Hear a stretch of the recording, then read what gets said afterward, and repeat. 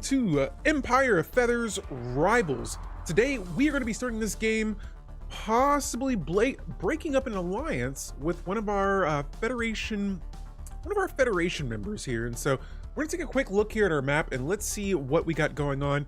I got this image that I made here that I wanted to show you guys, and just to give you a little description of what's been going on in our game and what's possibly about to happen in this playthrough. And so this is Stellaris Empire of Feathers. This is our sixth episode now, Rivals. And it's going down. So formerly bound by a sacred holy covenant, these former allies now find themselves embroiled in a fierce rivalry, their existence teetering on a precipice with talons poised threateningly at their throats. And so here we have the chance for some rivalry here. Let me see, where is this happening at? Let me fix this real quick. Hold on. There we go. Or did it not go away? I think it's some light coming in through my room, guys. But yo, here, we'll try to get that situated right now. There we go. But yeah, welcome back, guys. And so if you're watching this, tune in because we are about to break down what is happening here. And so this is our map. Now, if you guys remember in the last run, the Yeon Enterprise, these guys were trying to pass some Federation laws that gave them more power over our Holy Covenant. Now, I knew the way they were kind of acting right there, I was like, all right, this empire can be a problem to us because let's say they regain control of our Federation, which we'll talk about how you can do that later on. They could become one of the most powerful empires in the galaxy. And so my goal here is to remain president this time around, and I'll show you exactly how. And so over here on the left side, this is my empire, and we are now president of a level 5 Federation. And so we're going to be looking into some, like I said, we're going to be spending a lot of time in that Federation tab today. Here is my Holy Covenant, and up here above my noggin, these are the top members, with me being on top right now with the strongest economy. That's this little button right here. And so yes, that guy right there, bingo, that is going to be our like main focus as well, because if we remain the top economic empire in our Federation, we remain president. And so we want to make sure it stays that way. And now let's check out our game here. And so here's everything we were just looking at. Now, we're going to start with our Beakborn Dominion. If you're watching this on Twitch, be sure to hit exclamation point Discord for that. If you're watching this on YouTube, I usually leave a couple of summaries here about what my empire is looking like. And I like to spend about the first 5, maybe, I try to keep it around 5 minutes, but it ends up dragging sometimes. And so I'll try to be quickly with this. So here we have the Beakborn Dominion. Our empire is a xenophile and fanatic spiritualist. For our civics, we went with Diplomatic Corps, Functional Architecture, and then we later added on the Vaults of Knowledge. Now, I've been thinking about possibly reforming my government again. It's been a while since I've done that, and I like this civic. It's not bad, but I think I want to try something a little differently out. And so that is one of the newer civics as well, though, but cool stuff. For our ruler here, he is a level 4. That doesn't seem like a high level at all. But he hasn't been president for, actually, you know what, he's 105 years old. This is our Aviator Falcon, and that, ooh, gullibility, that's an interesting trait there. Decreases encryption, and so that plus many more.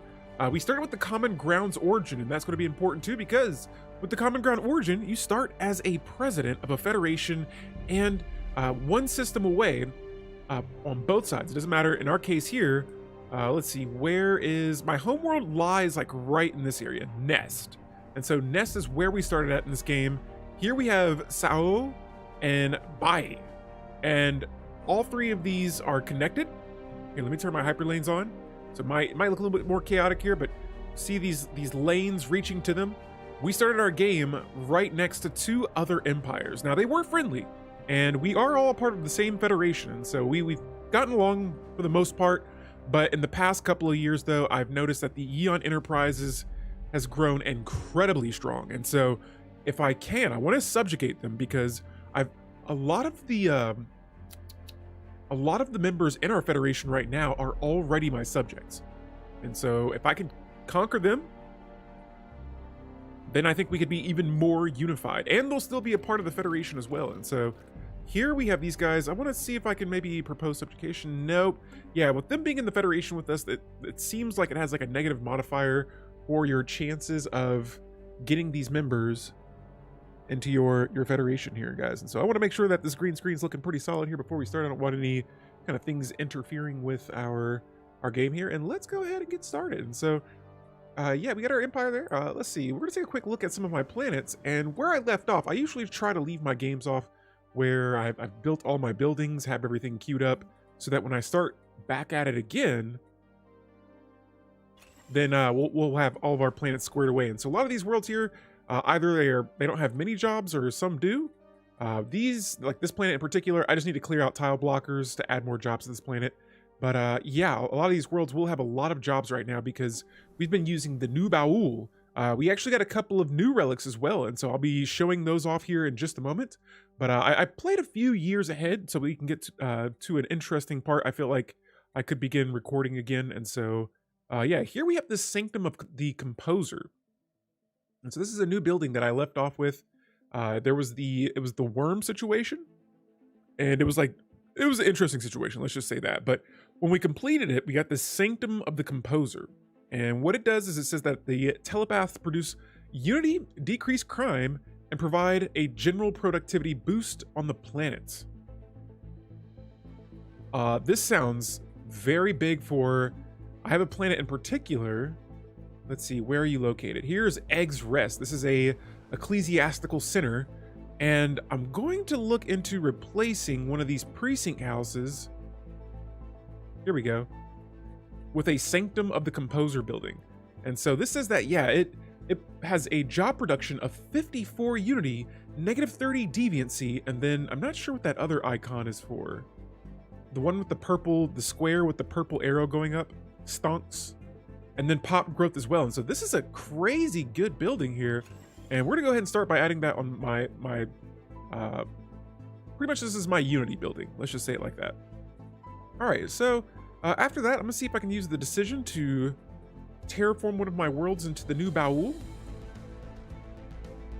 But yeah, I don't have to spend too much time here though, because like I said before, we pretty much cleared this planet out. It looks like I have some tile blockers here I can clear out. We'll clear out that active volcano.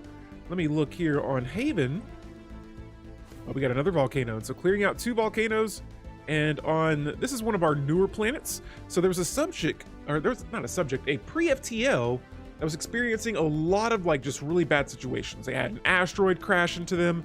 They've had uprisings. They had war. I believe one of our scientists, they went rogue and they tried to become a god on this world pretty much. They were like one of the top members here. And so once again, into the wild darkness of space, yes, Keo Ryan. And actually, you know what? You just given me a thought on my next bird themed planet here. We're gonna name it Owl. I know owls like to thrive in darkness, and actually, when it comes to birds, owls would probably freak me out. Actually, owls freak me out more than any birds. I don't mind. I'm not like spooked out by any kind of birds like that, or like all birds, no. But an owl, when you see that thing turn its neck, like it's so creepy. And so I don't know. They're really cool birds though. I remember in I want to say middle school, we had to dissect owl throw up, which it was interesting. Hey, caught you live again. What's going on? Dogs. I'm looking at my YouTube through my phone, so it's a little bit smaller to read. But yo, dog, what's going on? Yes, we are live here, guys. What was it? 2 days ago, we played some Stellaris Nexus. Hopefully, you guys enjoyed that stream. Anyone that followed or commented, if I missed your messages or if I missed your follows, it was such a crazy stream that I had like 4 screens pulled up, and so I got the chance to stream with Salford Sal. There's actually a video on my YouTube channel. If you want to get the link to that, you can check that out as well. It was a blast. All right, was totally crazy. Yes, yo, Trisha, what's going on? Welcome to the stream. Yeah, and so yeah, we had a pretty fun Stellaris Nexus game, and good stuff. If you like Stellaris, check it out. All right, and so yeah, we're gonna go ahead and jump back down to Trish. Yes, welcome to our game. This is Stellaris Empire Feathers Rivals, and so we're going to be rivaling up against one of our Covenant members, our Federation allies, and getting ready to conquer them. Also, guys, you might notice right here, we had the dragon, I think it was the shard, and so yeah, here I can't hold it anymore. I gotta show you these relics. Look at all those relics, and so we have the last Baul. We had the miniature galaxy, and so I think we left off right when we got this this relic here, the Rubricator. Now, this bad boy we got from that dragon that was protecting the relic world, I didn't want to colonize the planet yet, but it killed one of my scientists, and then it took the Rubricator. We destroyed the Rubricator, and now we have this. And so this is a tiny cube that fits snugly within the palm, yet holds a digital treasure of innumerable scanned alien artifacts dating back to the youth of the universe, and it can replicate them infinitely. Never before has the unknown been so close. And so this one I thought's okay. Its active effect, it creates 500 minor artifacts, and then for the passive effect, it gives me an extra 15% archaeotech weapon damage and society research plus 20. And so cool. But the one that I got that surprised me, actually, I got this one really easy, the Surveyor. And so this says that an incredibly powerful scanning tool that uses technology that cannot be replicated. Its origin are shrouded in mystery. It does not seem to have been built by the mining drones who last possessed it. And so this bad boy is pretty sweet because it increases sensor range, but not that though. Not that. It's the active effect. And so when I activate this relic, it scans planets in my territory for new resource deposits. And so I can literally just use this over and over again. Caw-caw! Yes, exactly, Trico. And so, yeah, well, since we have this Rubricator, though, I think we have plenty of minor artifacts. I might just go through here and use some of these. And so let's reverse engineer arcane technology. And we got a bunch of engineering points from that. Let's see. Oh, we can actually use the planetary decision for museum exhibits. Let's give that a shot here. Let's see what that's all about. So here it says that, you guys probably can't see it behind me, but actually, yeah, you can. Here, let me move this over here. So send artifacts to the museum exhibit. And so I need a artifact expedition modifier on this world in order to do that. And so, yes, there are specifications for using that there, but yeah, outside of that, we're gonna go ahead and, all right, everything's all good. Close out our planet tab. I'm also going to do a quick skim here, and I see that one of my bases needs upgrades, and I want a bigger fleet. I don't want to stop building ships. I want to go crazy here because we're about to possibly be going at war against one of our neighboring empires here in a bit. And so I want to make sure we're well defended. We'll also have the strength of the Federation's ships at our door as well. But yes, all of my ships right now are in these two systems. I think we had another one somewhere. Nope. So we do have some unspent trait points, which are on a species I just uplifted, and so I'm going to click that out, as well as my idle leaders. Let's jump back over here to our fleet management. And it looks like right now I can't reinforce my ships. And I wonder why, because we're upgrading a lot of them at the moment. And so over here on the right, you can see, you probably can't see the list still going on behind my noggin here, but it says that we are upgrading 54 ships and then another 18 ships. All right, so that's a lot of ships there. Let's go ahead and get our game started. So, ladies and gentlemen, here it is, Stellaris Rivals. Now, we have a lot of subjects. You remember this Union of Havenstar Empire over here? Squashed. There's nothing left. I was thinking about trying to either subjugate, we could go for the Khan. And let me propose subjugation. Oh my goodness. Wow, it is that easy. And so we can now subjugate the Khan. And actually, I'm going to restrict their voting, but I'm going to allow them to expand. They don't have to join in my conflicts, and the reason I'm doing this is to increase. Can I get it? Can I get it? Here, there we go. So this is their monthly loyalty. All right, that's how much they're getting per month. Right now it's at -45, and so at the start they're not going to be loyal. All right, but then I'm going to go over here and I'm going to increase this, and I'm going to show you why. And yes, dogs. Yo, you got it. Dogs on up. Yes, or dogs went up. There we go. Yes. And so we're gonna go ahead and give them sensors as well. Boom. Now that's gonna bring me up to 1.6. Can I move this over again? Yeah, I gotta remember to do that now. So there we go. That 1.6, that's how much their loyalty is gonna change per month. Now, just like Dogs One Up says, raise those taxes. And so that we are definitely gonna do. And with me raising the taxes on the Khan, we're gonna look at something else here in just a moment. And so let's see what happens when oh, there it is. Subjugation of the Khan right away. Wasn't expecting to do that right away, but there it is. And cool stuff. And so now with me raising those taxes on them, just like Dogs Went Up said, we're gonna go back to our Federation here. And so now that pushes my economy up even further, pushing the Yeon Enterprises, or pushing their chances of them becoming president.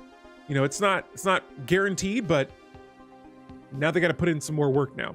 And so here we have a level 5 Federation. And so we've been reading through each of these tiers here, and now we are at the final tier, starting with the Union of Faith. And so our faith is at the core of the Holy Covenant. No more shall heresies be permitted. All members must pull their weight if they are to remain within our union. And so what this says is that non-spiritualist, non-gestile empires have bureaucratic buildings swapped for temples. Spiritualist empires gain 1 unity from priest, 1 extra unity from priest. All empires face 30% slower robotic pop assembly, but 15% faster organic pop growth. And so we already have a lot of pop growth modifiers now. This just increases it even more. And so that's our first trait. Our next level 5 Federation trait is the Zro Catalyst. Zro deposits are a largely untapped resource. Our best minds can surely find ways to put it to greater use. And so this unlocks the Zro Catalyst Edict, which allows us to convert Zro into increased resource output. Now, let me go up here and see. Do we have any Zro? No Zro, but man, we did. That would be a nice little resource there to use. And then last but not least, we have Reverent Edicts. And so by grace of Holy Covenant, the president may exercise greater execution power in their realm. And so this gives me an extra 20% edict fund for me being the president. And so all kinds of goodies there from that level 5 Federation type there. But yeah, we'll definitely be putting those to use. We have one world that has all like temples, priest, all that jazz. And so that's going to be getting a nice bonus as well. But yeah, we have another subject here. And this is going to make my plans go, I feel like, even smoother. Yet somehow their fleets are still equivalent to ours. And so the Federation allies, neither of them will accept subjugation. But I wonder, now that we are overlords of the Khanite, making us even stronger, let's look around the galaxy, and I want to start with these guys right here. And they are pathetic.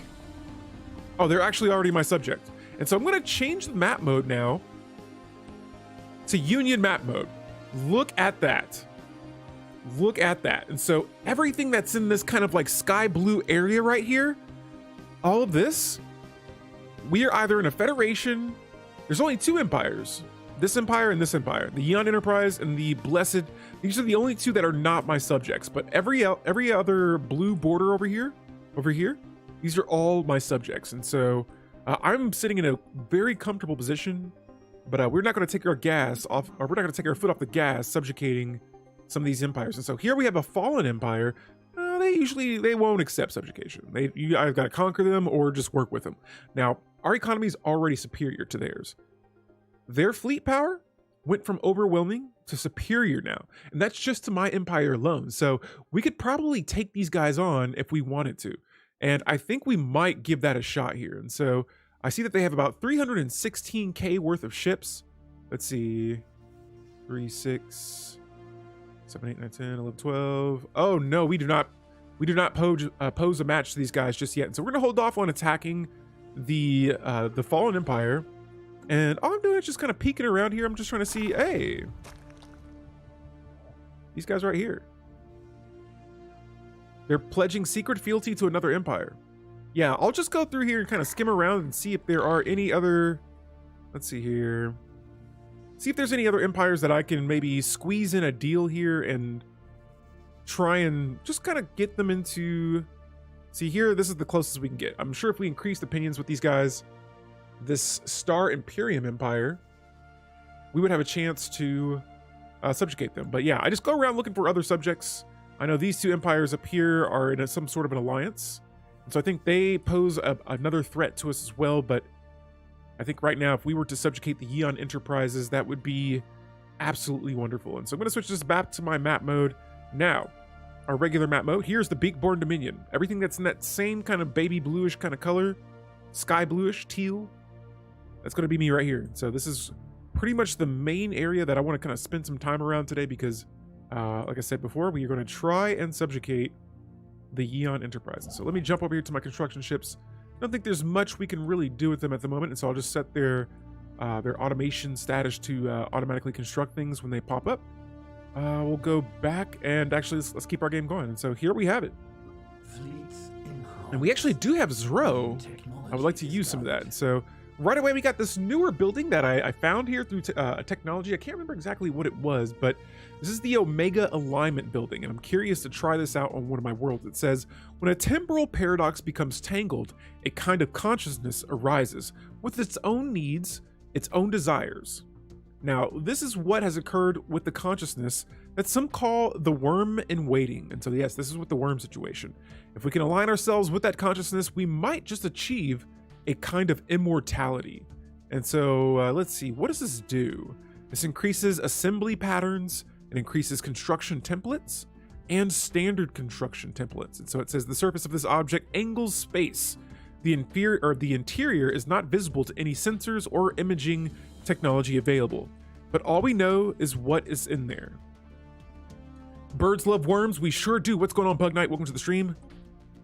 Yes, our birds are actually looking for some action here, and so we may get the chance to open an L-Gates. Let's go ahead and research that technology. That'll be complete in 2 years. And then for engineering, let's go for some more housing. You know, I'm starting to fill up some of my planets.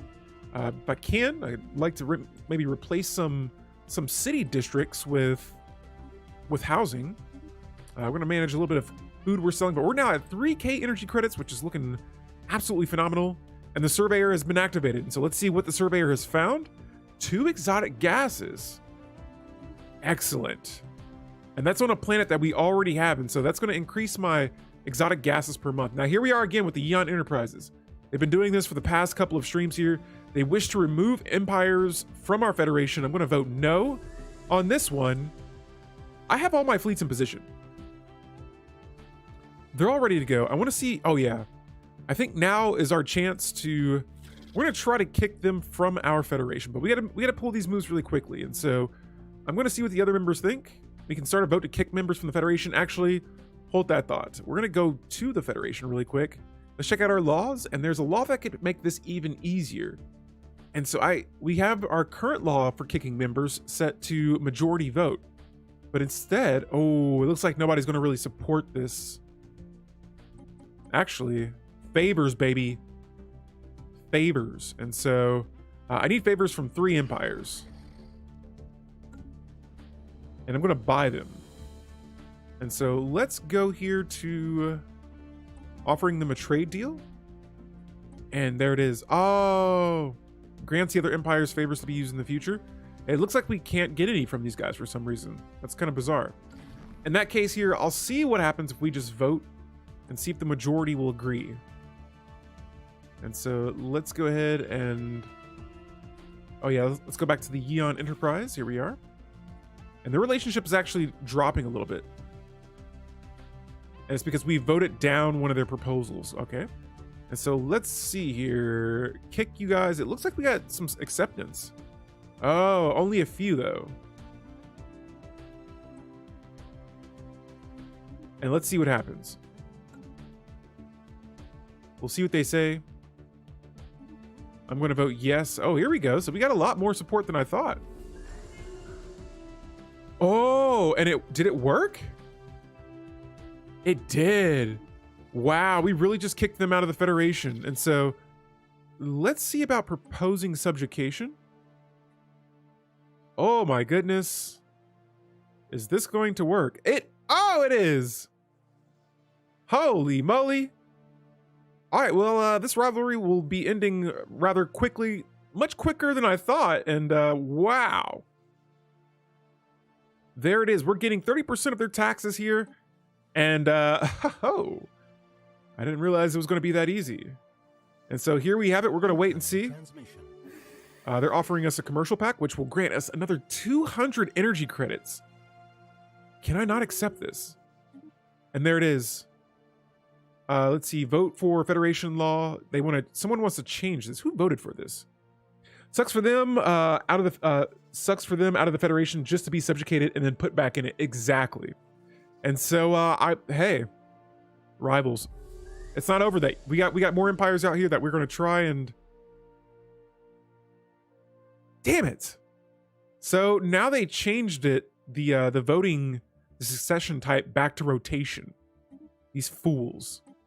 What? Okay, I'm all right with it. Now, we're gonna be spending some time in this galactic community. Like I said, I was not expecting that to go by as smoothly and easy as it just went there, but holy moly, that was a lot. And so the Yeon Enterprises, we are a pretty crazy overlord right now. The way we went from being a Federation president to just completely overlord status now is wild. And so since they're changing that law, our law is, I wanted to check this here. And so I have another 40 years to remain president of this Federation. And so over time, I'll go back and like try to change some more laws in my favor there. But right now I want to look for the next empire to try to subjugate.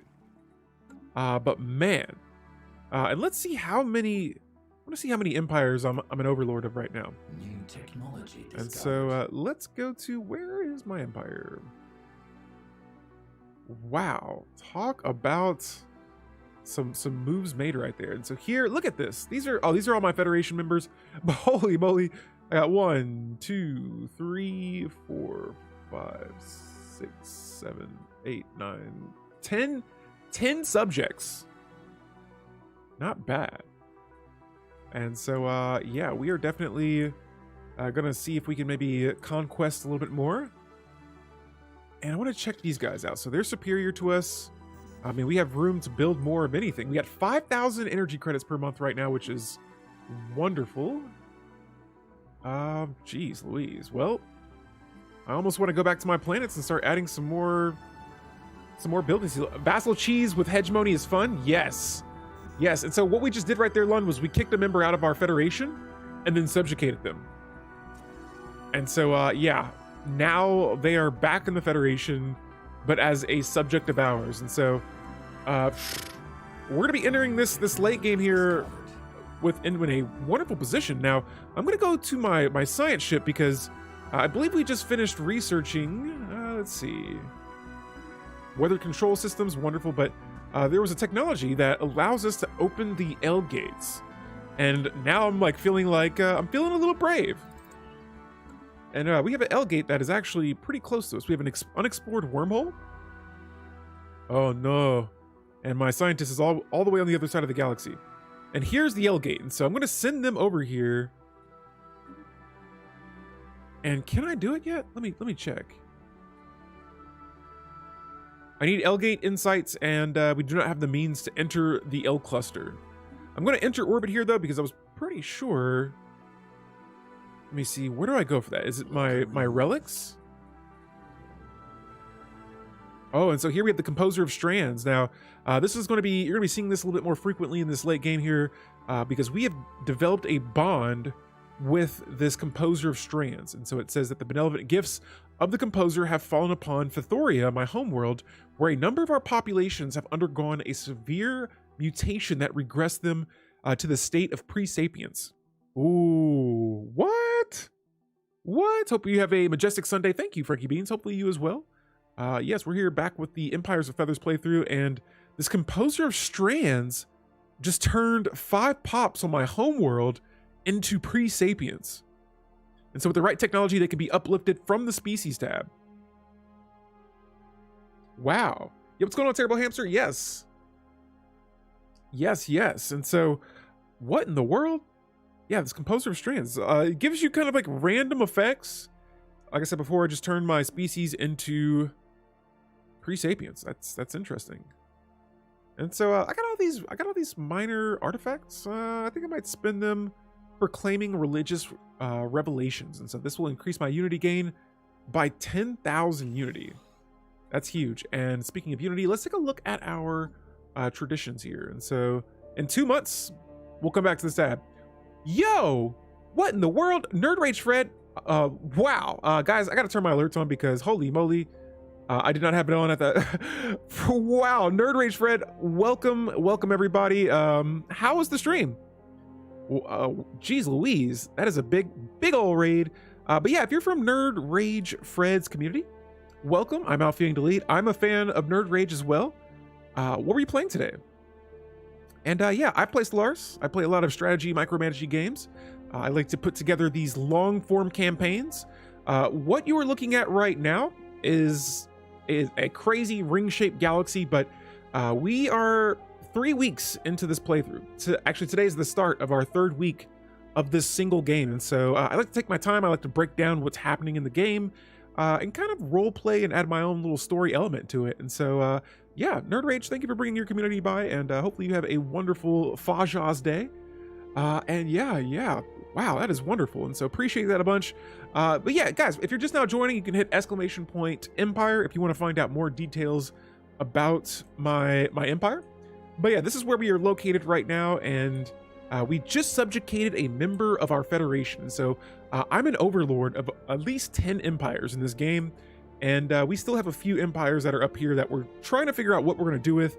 We're entering the late game. Things are starting to get a little crazy. We have a lot of relics, a lot of just all kinds of things going on right now, and we're just trying to make sure that we could, I mean, at this point, it's almost turning into a conquest of the entire galaxy. And so here, one of my empires wishes to give another empire association status to our federation. I say the more the merrier. And so we're gonna vote yes. And the federation that I'm a part of, it's a holy covenant. And in the early game, we started as a holy, not a holy, actually, yeah, we did. We started as a holy covenant. And what happened was I used the power of the federation to help grow even more powerful. And so that's led to us now getting to the point where we are almost in control of half of the galaxy. And now we're like I said, we're playing in a ring-shaped galaxy. When I turn my union map mode, everything that's in the blue and this kind of like teal bluish border, this belongs to either me or we're in an alliance of some sort. And so now the other colors that you're seeing, we're trying to figure out, hey, do we conquer these guys? Do we get them in our federation?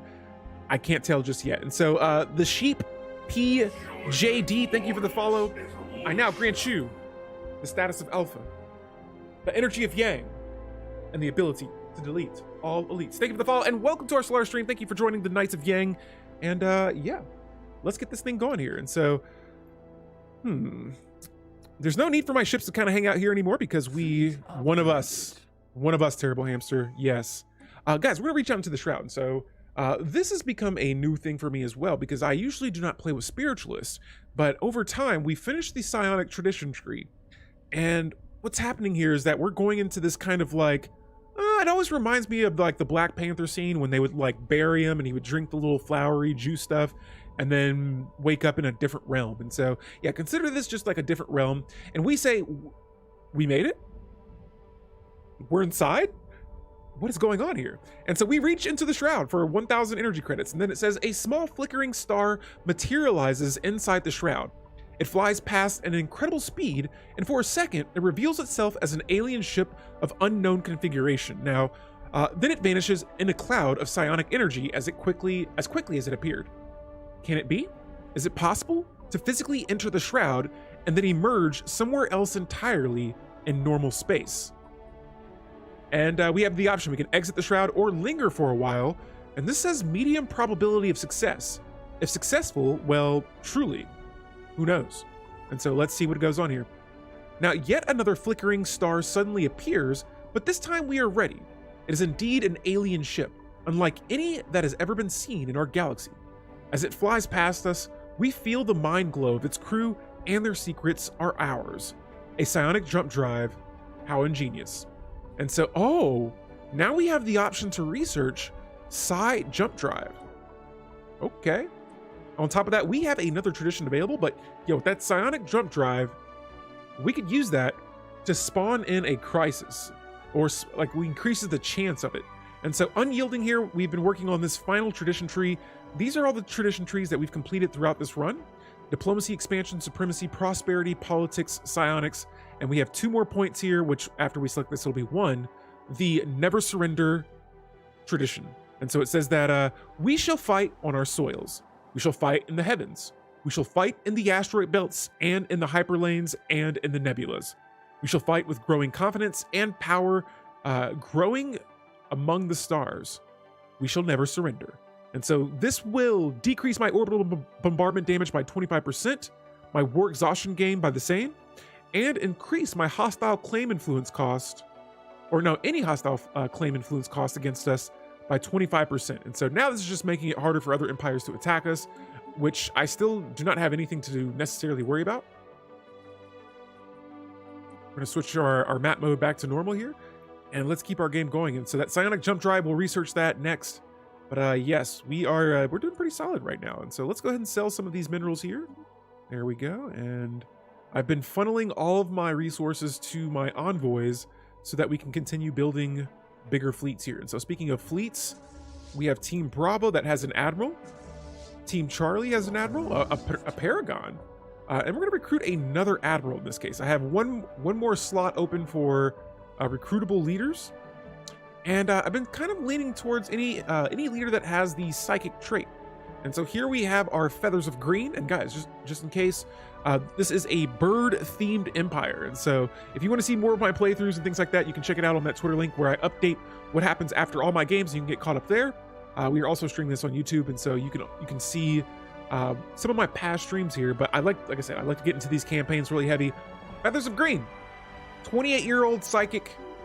He is our new admiral. And so now we have 8 total leaders out of 8. And one thing we're going to be looking at is, I think, my science ship. Oh, we're already in position here. And so I'm trying to figure out. We have to gather, requires activation by gathering L-Gate insights, which I thought we already had. No known destination requires activation by gathering L-Gate insights. And so, okay, it looks like I can't use that just yet, but let's travel back down here. Can I? Oh, I'm going to try and explore that wormhole. It said I had the option to do it. I just don't know how they're going to do that. That's why that side jump drive is going to be useful. And so instead, we'll go here and see about... Nope. The Yeon Enterprises wishes to remove another empire. These guys are crazy. Yo, Marox. Who is this gorgeous guy? Well, it's Yang. Yo, what's going on, Marox TV? Welcome to the stream. It is Sunday, Father's Day. Happy Father's Day to all the fathers out there. We are trying to stop our subjects from kicking members out of our federation. And yeah, we are conquering some more of the galaxy here. And so welcome. Let's see, what technologies? Let's go with the impulse thruster. If I can make my ships faster, all the better. Let's see, I think I had my... Okay, cool. So all of my ships are right where I want them to be in my home system. And yeah, we gotta look for our next target here. These guys are crazy. You know what? I kind of want to take away their diplomatic freedom right now. They are becoming quite a bothersome. And so let's go to our agreements here and let's see what's going on with our subjects. And so for these guys here, let's negotiate their term. Let's see. And for all my subjects right now, I'm keeping their voting restricted.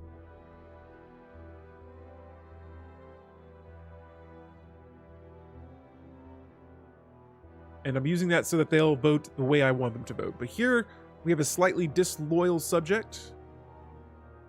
And so I'm going to see. Oh, actually, I think I have to wait. I have to wait 44 months to change their agreement. Copy that. And so while we wait for that, I guess I'll go ahead and squeeze an overlord building on here. A holding. Oh, thanks, guys.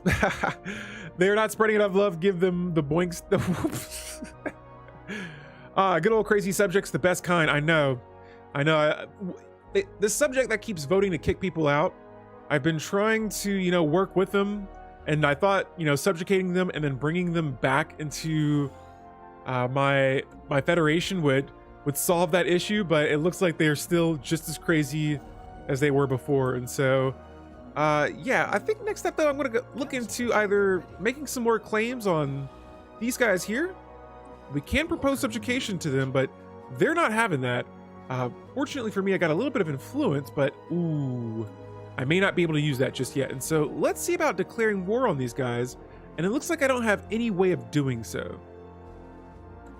And so that may have to wait for a bit. These guys though, I know that let me see, nope, I can't declare war on them either. Because they are in association status with us. But yeah, we're gonna go ahead and select our next council agenda here.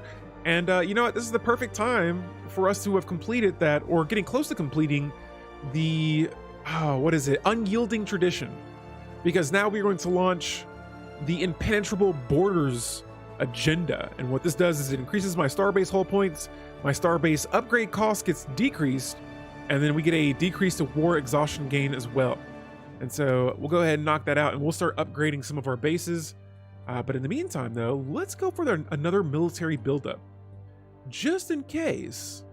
You know, I got some room here to build some more ships, but I'm going to let that naval capacity kind of go up a little bit, and then we're going to go back and try to join the glorious evolution.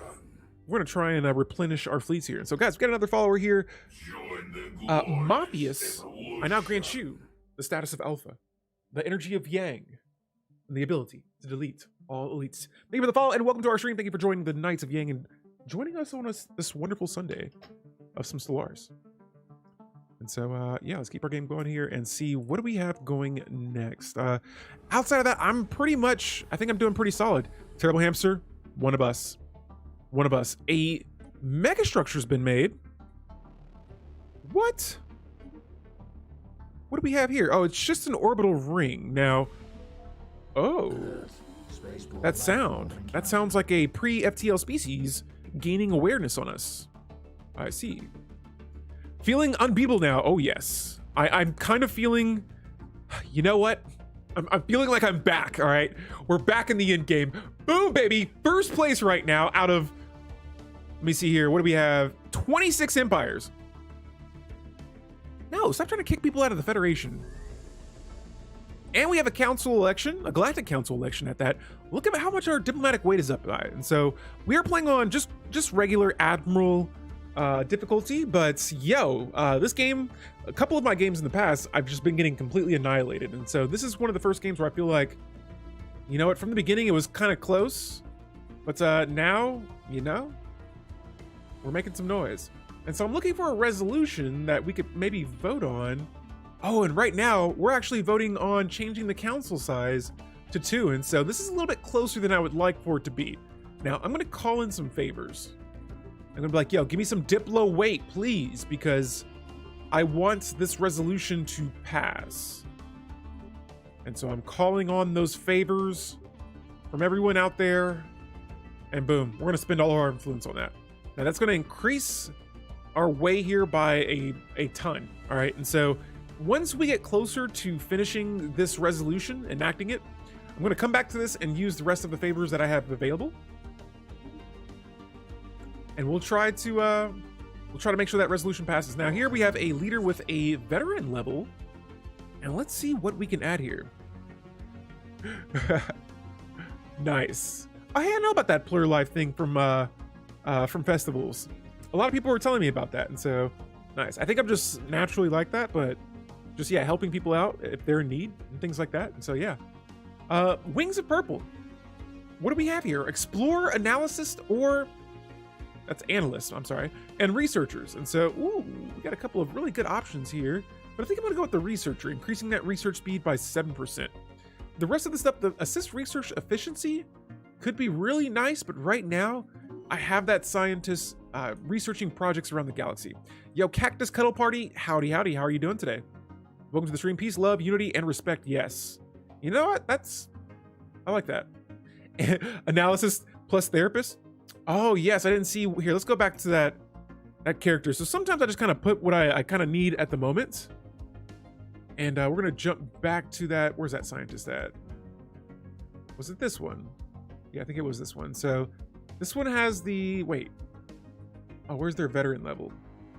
Yes, a researcher plus therapist. I thought you were saying something else. I'm like, wait, is there a therapist trait? I was like, hold up. Is there a therapist trait or am I missing something? So I was like, that sounds new, but I wouldn't like not consider it. I'm like, that sounds about right. And so you had me there for a second. Let's see here. So, guys, again, the council, we are voting for a new counselor. Oh, and we got an L gate alert here. So let's see what this is all about. Although we have accumulated a lot of information about L gates and their technology, we are not in possession of an actual gate. Before the project can continue, we must gain ownership of a system with an L gate. So that puts me in a pickle right here, because the only L gate that I saw is the one that's all the way over here on the other side of the galaxy, which is located right here. and an interesting diversion, but I'm gonna say we should secure it just in case. You never know. I did plan on going to war with this empire here on the right side, but yes, we've achieved our goals so far. I think now I just want to either spark an event and see what happens. L Gates, yes, Lund, L Gates. I want to open it early, and so let me scope around here, and I want to see if there are any other empires that we could, or other places. Now let me grab my science ship. You know what, let me just, yeah, because the one I have here is in this L Gate system, but there's nothing I can do. Oh yeah, we're gonna explore this wormhole right here. And so the Powell wormhole, let's see where this leads to. And I turn the wormholes all the way down in my game, so that when we, in my map span, if too many wormholes are on the map, it throws me off a little bit. I'd rather have just like 1 or 2 wormholes. Uh-oh. And what is this? Awareness has been increased again. The species is growing a little fast here. Huh. Due to my policies, I won't be able to invade this world. Easy world, but yeah. And once again, my subject trying to kick other members out. Negative. Not today. All right, so look at all these resources. I'm stacked right now. What in the world? Yo, what is happening here? And so their awareness of us has increased again. How much do they have on us right now? Oh, so our cloaking strength is very low. They're partially aware of us right now, but it's going up, so we got to keep that in mind. We have a relic option available, and guys, I've been using the Last Baul or the Surveyor, both really good relics. I think we're gonna go with the Surveyor again, and let's see what this wonderful relic finds for us. Open L Gates and have the gray goo flood out. That said, I wonder if the governor you get is upgraded to a Paragon. We'll check that out here in a second, Lund. Surprisingly, that 6'3" guy with a beard is basically a giant teddy bear. Needs more science, but those are good numbers. Yes, I agree. I could use some more science. I got a couple of new worlds on the way. What do we say to the god of in-game lag? Open the gates. What do you say, Turbo Hamster? But the Surveyor, there we go. And what does this find for us? We're gonna be finding 7 more energy credits, and so adding that to the already 5,000 that I have, we have plenty of minor artifacts, and so none of these I really want to use for. Actually, we can get some diversity going on our planet, celebrating diversity, so that we can get some more unity and finishing our final tradition.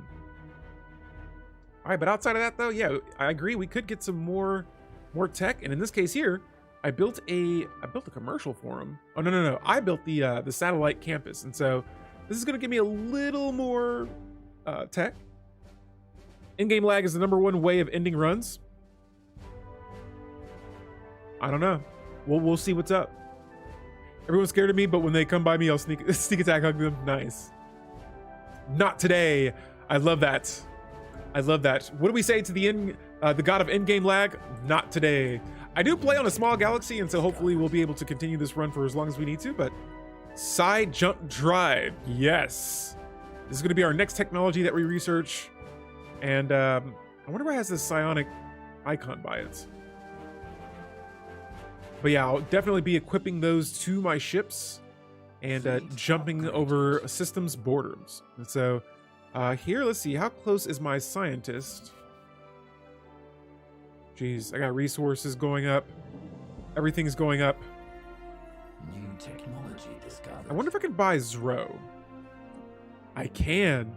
And so the reason I want to do this, and we're gonna buy about, let's buy about, we gotta be careful in this because I know this resource is expensive here. But we'll buy 4 Zro, and I'm gonna go to my edicts here in the government tab. And there was an edict here. Oh, sight beyond sight. And so this says that microdosing Zro allows our navigators to sense objects beyond the reach of our scanners. This gives me 1 extra sensor range. It gives me another a negative modifier to hyper jump charge time, -15%, -15% hyper jump cooldown, jump drive cooldown, -15%, and quantum catapult accuracy is increased by 15%. Pretty good. You know what? I don't think I need any of those right now. But if we're at war and I need to move my ships around, it'll be a nice add-on there. And so for engineering techniques, oh, got a new faction founded. That's new. We're gonna go with Titans. We don't have any Titans on our ship at the moment, and those will be a nice addition to my fleets. We got a new insight here, and uh-oh, ladies and gentlemen, our ruler is dead. We have our first death of the game, or death of the stream here. We've had lots of deaths. Imagining cultists in a ring around side jump drives going, Hanuman, jump. Yes, exactly. May you have a wonderful Saturday, chat. For those who are dads, happy Father's Day in your #1 dads in your kids' eyes. Yes, yes. Happy Father's Day to all. Frankie Beans, have a wonderful Sunday, and I will catch you later. Use your mind, bend space and time, yeet the brain material. Exactly. Dead rulers tell no tales. They do not. And in this case here, our great Admiral Falcon has passed away at the age of 108 in the service to our empire. The people clamor for a memorial service to honor the leader's contribution to the Beakborn Dominion. A grand event will give everyone closure and bolster our ideals. And so we're going to chant for their soul. And then, yes, we have a departure here. It gives us a little extra unity for 5 years, but sad to see our leader go. And so let's go to our council here. We have a new leader that should be positioned on that seat. And here they are. Beak of what? What are you the beak of? I can't see any info about them. It looks like, here, let's just go to our leaders and see what's up with this our new ruler. And so, where are you, my ruler friend?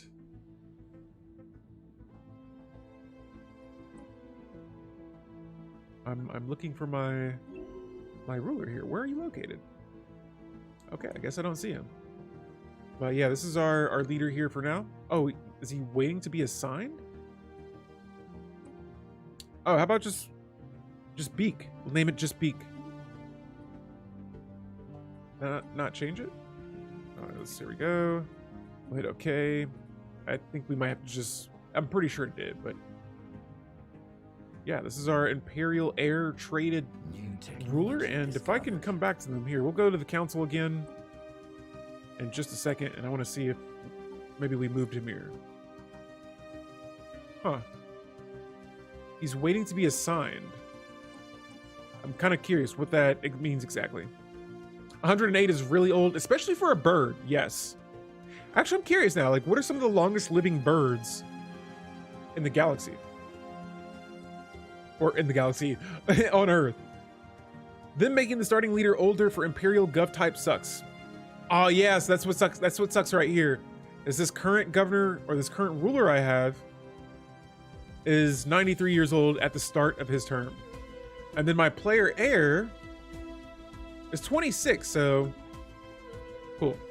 I mean, this is gonna sound kind of bad, but the sooner we can get this ruler out, the better. Let's keep our game going here. And we have the curators, and I've been purchasing their service throughout this game. We're gonna continue doing so, giving us increased research. Parrots on Earth? Oh wow, how long do parrots live for? How long do parrots live for? Guys, we're about to complete our final tradition tree. Unyielding here, and so the bulwarks of harmony. Our organisms, no matter how perfect, rely on an immune system to ward off the threat of outside disease. Our society is no different. Now, the effects of this tradition: while in a defensive war with another empire, our ship build speed is increased to 33%. In addition, the ship fire rate is increased to 15% for ships within your borders. Now, when we complete this tradition tree, it says that we get an extra 50% defensive platform caps. Our starbase's upkeep is decreased by 20%, and it grants us access to the Martial Alliance Federation type. Parrots get really damn old, minimum 50 to 60 years. Wow. Wow. Google says the oldest recorded bird was 83-year-old cockatoo. Wow. That's craziness. Guys, you want to know what else is crazy? Our next to last ascension perk here. And so let's see what options we have. And let's see, what could we go with? Archaeo engineers. Seems cool. We We could go for the galactic force projection, which seems all right, but I can increase my naval capacity myself. Eternal vigilance could be good as well. There's a lot of good options here. I'm kind of torn right now.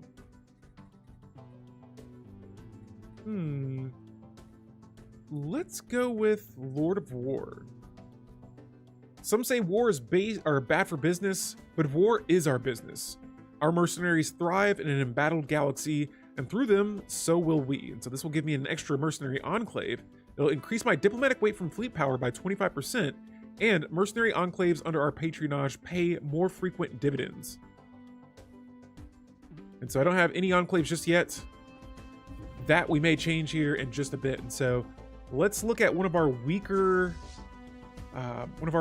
fleets. Here we have the Murder of Trast.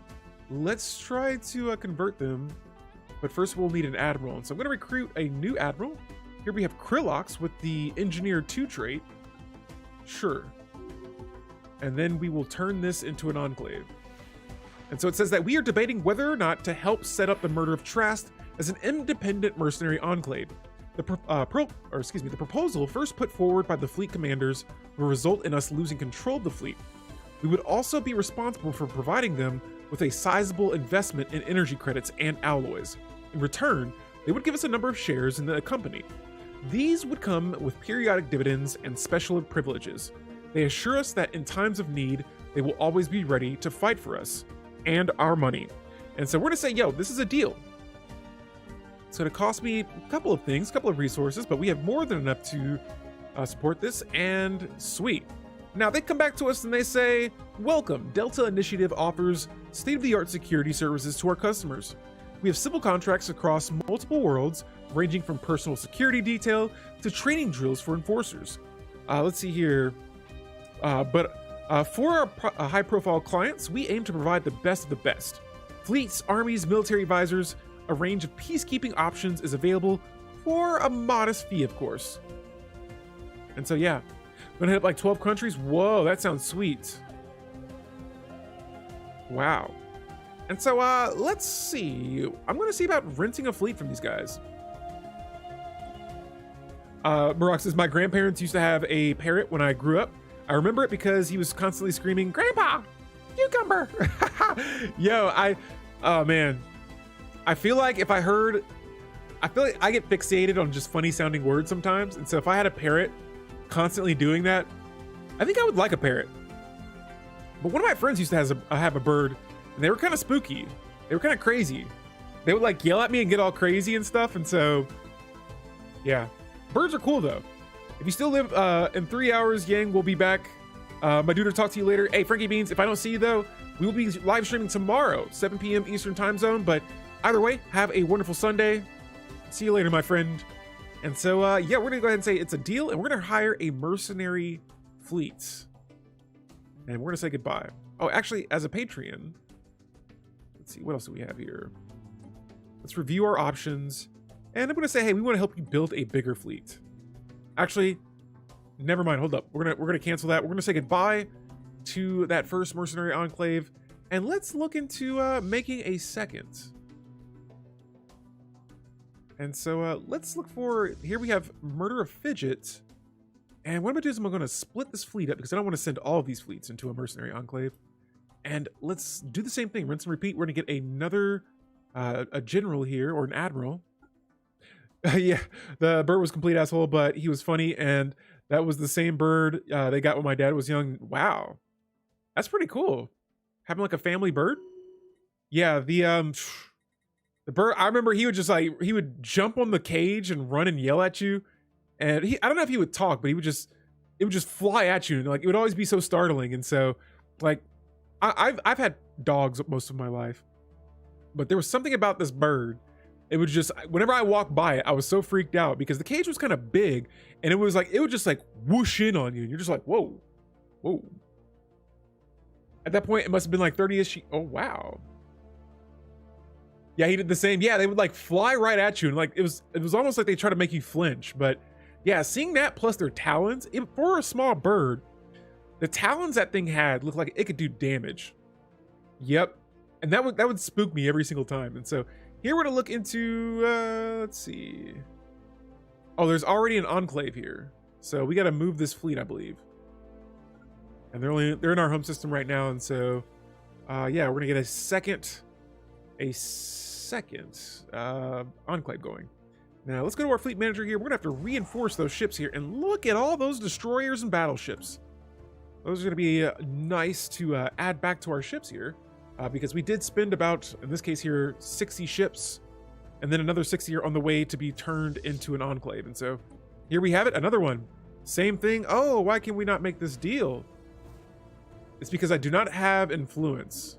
And so I'm going to say no deal for now, build up some influence, and then we'll come back and get that squared away later. But we're going to go ahead and take advantage of getting those mercenary enclaves as soon as we can. Now here, back at the Galactic Council, the Galactic Community, shall I say, we're going to be going for some things here that can maybe something like changing the council size to size 1.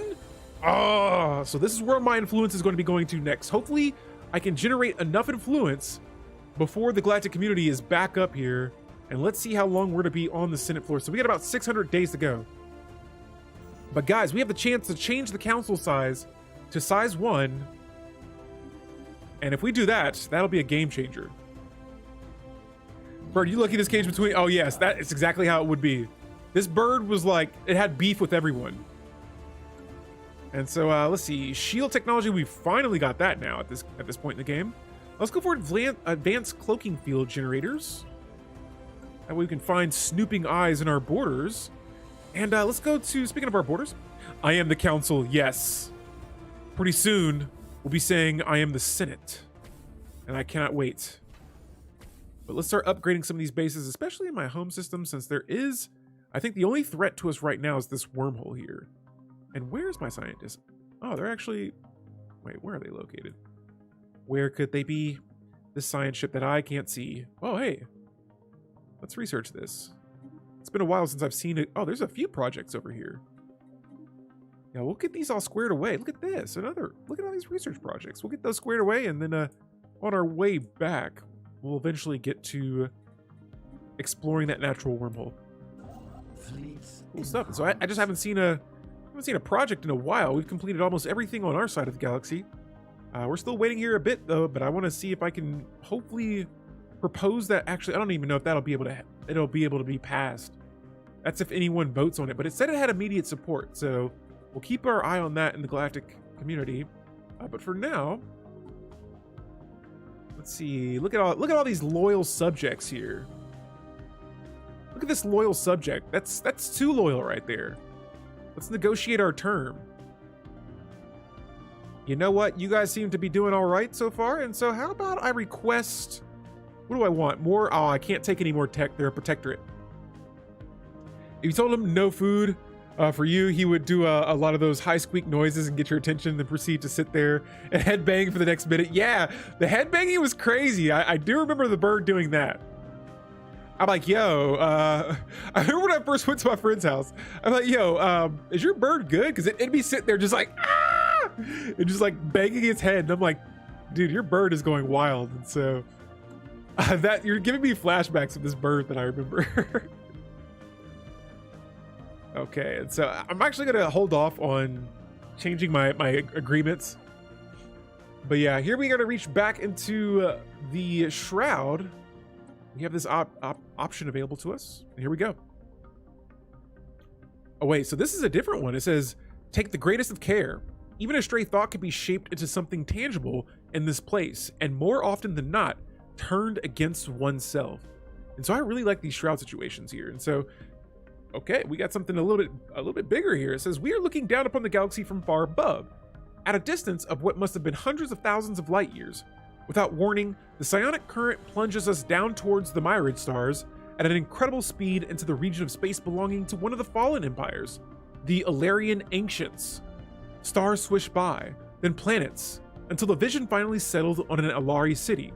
Incredible spires rise across the sky, aided by anti-grav technology generators beyond our own. Now, the current takes us into such a spire, though the wall after wall, until we reach a large meeting room of sorts. It is occupied with two Alari, floating comfortably in zero-gravity chairs while, excuse me, conversing with each other in soft voices. They are oblivious to our presence. And so we had an option here. We can reach into their minds and search for secrets. This sounds like I'm tampering here a little bit. This might be dangerous, but let's see what happens. The Ilari are clearly dignitaries of some kind, discussing matters of state. Slowly, surely, the vision encroaches upon them, and their alien speech is gradually transformed into words that have meaning to us. Suddenly, the aliens go quiet and very still. They say, "Can you feel it?" Yes, someone is watching. Their eyes search the room until both of them are staring directly at us. Remarkable, a psionic probe. It appears Beak in origin. Quickly, activate the transplanter shield. The vision ends abruptly. What? What? What is this? Honestly, this is a really spooky situation right here, though. Well, we're gonna go ahead and exit the shroud, and yeah, talk about a curious event right there. I'm actually wondering more about that. And so it looks like there's peace being offered in the galaxy, but yeah, that sounded really spooky, like the idea of both of them staring at me. And so the surveyor's been activated again, and we'll see what we got here. Oh, 5 physics tech deposits. Nice. Oh, so this was the Fallen Empire. They say, Beaks, do not think that your loathsome attempt to invade our minds of our leaders has gone unnoticed. There will be consequences. What? I'm gonna say, but we can explain. And so now their opinion changes by -35. What? And so they are salty. And so that empire is located right here. Oh man. And so that's what happens when you reach out into the shroud. And I knew it. I was sitting here like, this doesn't sound good, but I'm gonna try it anyway. I opened Pandora's box and there was a fallen empire inside of it. And so yikes there. Research project concluded. Here we're collecting species, which is cool. But yo, let's go back to, I want to go check something out here. Let's go see our planets, make sure they're all being worked, and I want to make sure that crime is not going too crazy. Yes, we get some building slots open. This is my food world, and right now we are producing a whole lot of this. And we're going to continue to do so. Nervously plucks feathers. Oh yeah. Hopefully nobody's plucking our feathers today. Hopefully not. But you never know. With that Fallen Empire upset with us, I don't know if we can hold them off, but if we need to, I'm sure we can put up a fight with all of the subjects that I currently have and our Federation Alliance. And so let's go over here. We're going to go ahead and see about, this is my generator world. I'm pretty stacked on Unity. And so maybe I'll start leaning into either some, you know, with this being, oh, this is a generator world, right? Let's look into getting some more special resources. And so I have plenty of volatile motes, exotic gases. I could use some more rare crystals, but I don't know if I don't have the building for that. And so I think I might go with chemical plants for now so that I can upgrade some of my fortresses, my fortress buildings. Now I have plenty of exotic gases, so I can start upgrading some of these planets on this world. This is planet Beak Peak. Actually, can I terraform this? I can't. Yeah, we gotta continue to put that noob owl to use. But outside of that, though, let's see. Here's the world that I was wanting to build those extra volatile motes for, because when I upgrade this building, it's gonna cost me 1 volatile mote. And so we'll go ahead and actually queue up about maybe 2 of those into fortresses, and that's going to increase my naval capacity. Actually, you know what? I'm going to queue up about 4 of them because I want my naval cap to skyrocket here in a bit. A big fleet is going to be a must. We have the energy credits for it, and soon we'll have even more naval cap for it. And so let's go ahead and reinforce our ships again, and look at all that. Look at all of that. That is a lot of ships right there. That is a whole lot of ships. And so we're going to close out that tab for now because I'm pretty sure that base is going to be busy for a bit.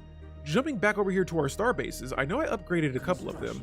And so let's do a module and building check here.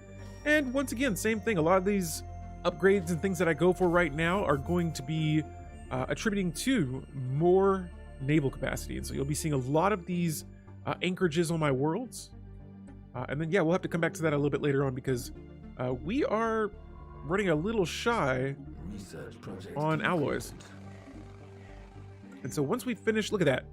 Our naval capacity jumped back up again to 923. And so we'll probably need it to keep going up, especially now since we just built a handful of ships. And so outside of that, once again, our borders are looking pretty solid. You guys don't want to see peace though, right? You want to see some war. I do too. And so let's not jump the gun here. I'm just now getting around to building or researching planetary shields, but good morning, Yang and chat. Hello, Frizzang Beast. Welcome back. Were we here before? I'm thinking of Frankie Beans. But yo, welcome. How you doing today? Welcome to our Stellaris stream. We are doing some slight management here and trying to get our worlds looking pretty solid and prepared for some late game population growth. Hamsters do not have feathers. This hamster does. Hamster special, so he has different traits than your typical hamster. So for this forge world here, what could we do? We're just gonna go with a few upgrades for now. Okay, and so I'm trying to figure out. Man, I got so many. I think now, like my unity, or not my unity, but my influence. Is there no more administrative cap? There isn't. Now it's been broken down, and so it goes into total empire size. And so the way this works is there's no cap on empire size, but once you go over 100 empire size, you'll start to have some penalties applied to your empire. And so things like your technology cost being increased, and in this case here, my tradition adoption cost is being increased. But that doesn't even matter now because I've completed all my traditions. And so here, check this out. So total empire size is sitting at 690. I'm getting my empire size from districts. A lot of my empire size is coming from pops. And so with the pop growth, the bigger your population gets, the more you're going to have, the more empire size you're going to have. So it's pretty much like one of those things where it's going to happen. Your empire size is eventually going to get over 100. Unless you choose to try to keep it under there, you can do that. But yeah. And the way you can kind of counter this is by going to your worlds. In this case here, let's go to planet Owl. Wait, not Owl. Let's reorganize this. And so I'm gonna change the organization to the lowest pops on a planet to the most. In this case here, Thoria is one of my newer worlds. And you can upgrade your planet. And so what this does is it decreases a little bit of empire size. And it just gives you more bonuses towards the type of designation you have set to that world. And so there's now also an empire size floor of 50, so you can't do cheesy things, but there is no ceiling to empire size. Yes, and so that's what I was meaning about. Like if you want to try to keep your empire size low, things like that, they stop you from doing that. I see. Thanks for the info. Yeah, for sure. And if you got any questions, anybody here that might want to have questions about Stellaris, I have a wonderful community of people that have wonderful tips and tricks. I learn things all the time. They can help you out. And so let's keep our game going here. Make sure, the council is back in session, and it looks like we are voting for empires that have been denounced are in breach of galactic law and have research penalties applied to them. I'm going to just sit back on this one. I don't really care too much for sanctions anymore. And here we have a research agreement from our older subjects. And so we can learn a lot from these guys, and we'll definitely accept that.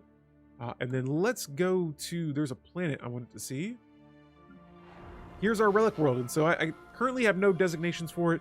And even though my tech is low, I've been using a lot of these worlds to be either fortress worlds or some kind of resource world. And so here I'm going to have this one just primarily be mostly strongholds and eventually fortresses. And so there I just irresponsibly built a lot of buildings there, and we'll come back to it a little bit later on. But yeah, who needs tech when you got a massive fleet that can just dominate everything? I mean, you'll still need tech for that, but I got, oh my goodness, my naval cap. Oh yeah, it's probably a good idea too that I start building those buildings. And so here is a factory world, but it's kind of a mismatch between factories and technology here. But yeah. Agenda available. Oh, and we have a council agenda available. Actually, we don't. It's just, I think I can't launch it early either, so I don't know why I got that alert there. And so right now I need a more immediate impact on my naval cap. And so let's go back to one of our upgraded bases here. We have a Star Fortress. And again, more anchorages on the way. And we'll be using this to increase my naval cap a little bit faster than building a building on a planet, waiting for the pops to fill in that job, and etc. And so here, yes, we're going to upgrade a few more of these bases, especially while I have this edict active. There's an active edict I have that decreases the cost and time. Yeah, see, upgrading these bases only is costing me 375 alloys right now. And I definitely have a strong enough economy to support this massive upgrade here to all of these starholds. New technology discovered. Is that right? We need to spread the love of Papa Nurgle to every corner of the galaxy. Yang, we do. We do, and we have to do that by conquesting. And so now I have planetary shield generators, and there's nothing unnatural for making your one antenna into two. You're absolutely right. Just little biological modifications. And so there we go. We're gonna go ahead and funnel all of these resources we've maxed out to. Geez Louise. I keep selling more food. I'm selling 900 food right now. That is a lot. Holy moly. And so let's go ahead and sell 300 more. And geez Louise, I don't have a lot of food. I only have one planet that is a food world. And that is enough to get me to where we are now. And so, geez Louise. Talk about those planet designators. That's how my planet's kind of organized as well. These icons let me know right above my head here what planets are what. And so like this is a factory world. You have a mining world, a fortress world, tech world. I like to see those icons there because it helps me plan out where and how I want to build my planets. Now here we have the Psi jump drive technology. That is very good. And I'm going to be using that here in a little bit. After my scientist finishes these projects over here. Because there's a system right here that has actually, you know what? Research project concluded. I almost can't wait. How much longer does the scientist have to go? Oh, they're actually done. Nice. So, all right, yeah, we're gonna go ahead and send them. Do I want to send them all the way down here? Yes. And yeah, I'm gonna send them to this system first. I don't know if they'll be able to reach it. Actually, I'm not even. Oh, here we go. So initiate the jump. I'll do that when I'm a little bit closer to that system, but we'll wait until our scientists get closer there, and we're gonna explore that system because I want to know what is in that. I gotta know. There's a Gaia world we know for sure, and there's a wormhole. Actually, I wonder if this wormhole leads to it. All right, so yeah, we're just gonna have to play a little bit of waiting here and see what happens. In the meantime, though, let's go back over here and see what this empire is looking like now. Actually, we got unity, or we have influence. Let's use that in the council. So we're gonna go back to our resolutions here, and let's change the galactic reform here. Oh, I still can't do it. I gotta wait. No. So in that case, I gotta wait about 1,000 days for that, right? Let's just make some more claims, which it looks like some of these systems, man, they're expensive. Some of these systems are very expensive. Let's see what our strength is looking like compared to the Fallen Empire. Now, guys, we got a psionic event here. The potential has been achieved. Now, the mysteries of the Shroud are too alien for us to dispel, but we have become more attuned to the composers of the strands, or composer of strands. Yo, Jestel, hello, welcome to the stream. How you doing? Everywhere we go, we can sense it at the back of our minds, and the power seeps into our reality from the cracks of our psyche.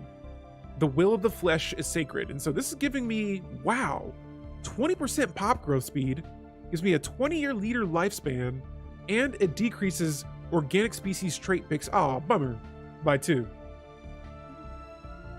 And so yeah, just so hopefully you have a good Sunday. Welcome to the stream. We have a relic option available, and if you're just now catching the stream here, you might see that we have more relics than where we started with. We got 2 extra ones, the Rubricator and the Surveyor. In this case here, I've been using the Surveyor, and it found me 5 more minerals, and so that's okay. Let's use our minor artifacts once again to reverse engineer arcane technology.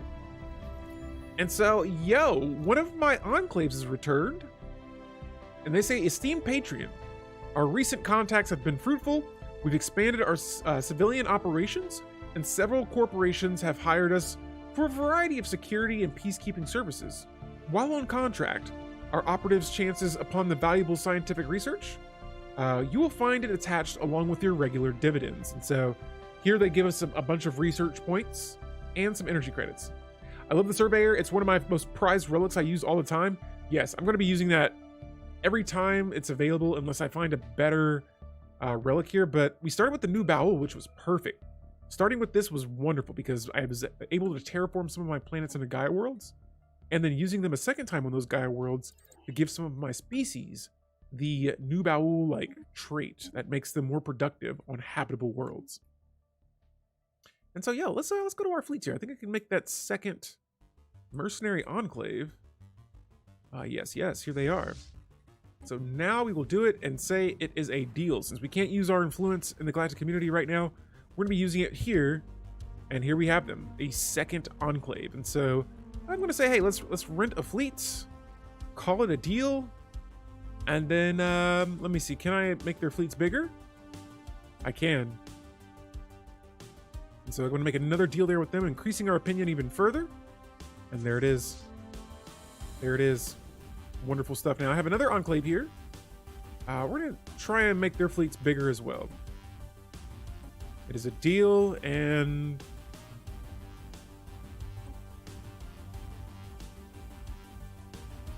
cool. So just trying to make our enclaves a little bit stronger so that we don't have to spend all of our ships on it. GCs on the new artifacts. Nice. Yes. So you killed the shard. How much fleet power did I use? I think I used about, it was probably about 70k worth of ships to destroy the shard. And so yeah, we got that rubricator back. Here's that system that it was located in. We jumped a few years ahead, and yeah, there was a lot going on in the game for a bit. We're at war with the Union of Havenstar over here, and they are pathetic compared to us. Another subject. Beautiful. Even our old rivals are accepting subjugation from us. Now, I'm going to make this as if it is a favorable deal for them. But again, impose the taxes. And so there we go. Another subject. More taxes coming our way. I love it. New technology discovered. So here we got some new tech. Ancient shield overcharger, which... how do you guys feel about the ancient weapons? Do you add those onto your ships? Do you equip those? What do you do with the ancient stuff? I personally, I haven't really used them a whole lot. We'll go for some tile blocking clearing technology. And there it is. They've accepted our subjugation offer. Another member of our Federation joins us. And so here's our Union map mode. Look at all that blue. Oh, we have the Omnian continuity. Now they're a friendly fallen empire, so we're not going to be trying to go to war with them as much, but the Federation up here is growing. And so this could easily turn into a Federation war here. Taxman has come to collect. You got that right. We are definitely collecting our taxes from these other members, but here's the situation right now. We are at the year 2356.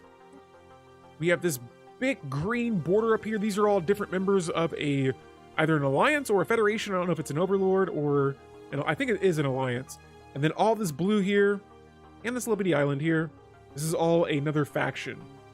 If I find those weapons early-ish, I use them for a few ship stations, interiations, but almost all unique stuff is superseded by regular upgrades eventually. Copy that.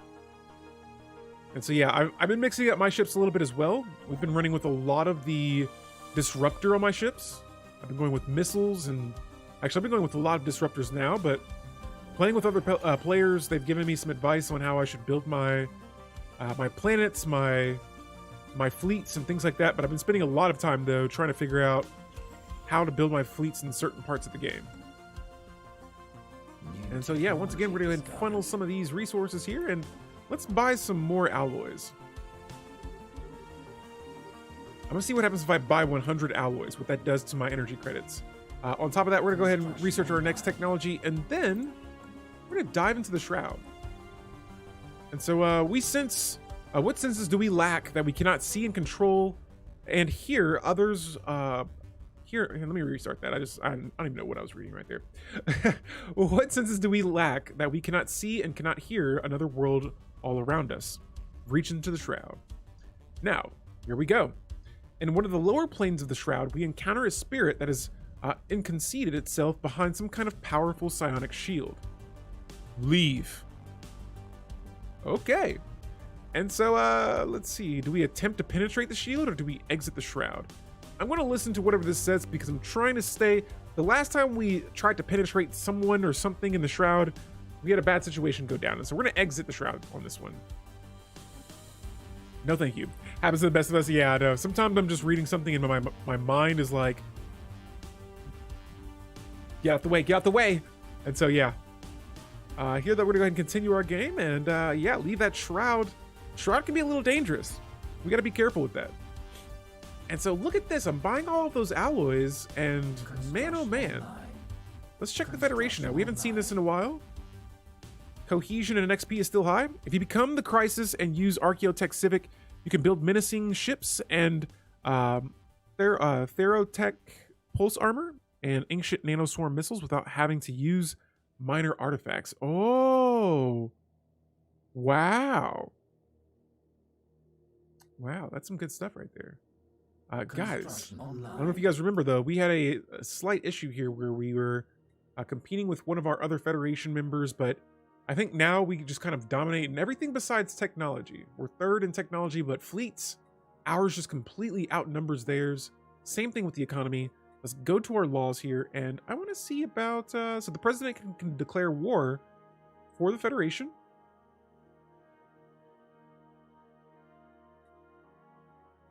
Let's see, subjects can join. Vote weight, it looks like they don't want it to be equal. Yeah, I think our cohesion's going down because they want these laws changed. I'm going to say pretty much no to all of those, but I do want to change this. I got to wait 710 days. I also want to increase the contributions to our fleets.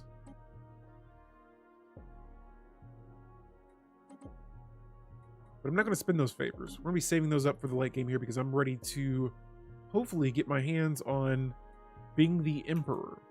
Construction online. All right, so let's go ahead and reinforce a couple more ships here in a bit. Construction online. We have apparently our Beakborn species are on the market, and how this happened, I don't know. But let's bring them back because I don't want them being sold to a booty empire that is trying to enslave them. Actually, I don't even know if there are many enslaving type species out there. I could be wrong, but let's get them on. There we go. Gaia world. How do they have 75% habitability? I can't be right. Construction online. But hey, that's another pop for one of my worlds. Online. Construction online. And here are all of my bases starting to upgrade now. And so now that these are upgraded once again, this is going to give me more than enough anchorages there. And for the buildings here, for like my third building, I'm going to start going with the communication jammers so that we can decrease combat disengagement chances. Like I said, just in case. You know, you never know when an empire or some sort of fallen empire might get incredibly powerful. And so we're going to go ahead and try and increase our chances of destroying their ships. We'll be building some defensive platforms here in a little bit, but right now I'm just trying to get these all pretty much upgraded. There we go. And there are a lot of these ships I have. And so this is going to... Actually, we're not going to upgrade a citadels just yet. This is going to increase my naval capacity, and we're going to go ahead and probably get another fleet queued up here in just a moment. Just there's a lot of these here, so let me go through and just knock these all out right now. Whoopsie. Look at that. We got so many of these, and so this is going to be huge. And this is a much faster way of doing this. Or this is a much faster way of increasing your naval cap rather than having the pops growing on your worlds and then eventually filling it up, unless you buy them off the market. That is one way as well, but for me right now, at least, I prefer doing this at the moment. And like I said, just trying to, like, once these are all finished being built, I can already go ahead and start building ships right after this.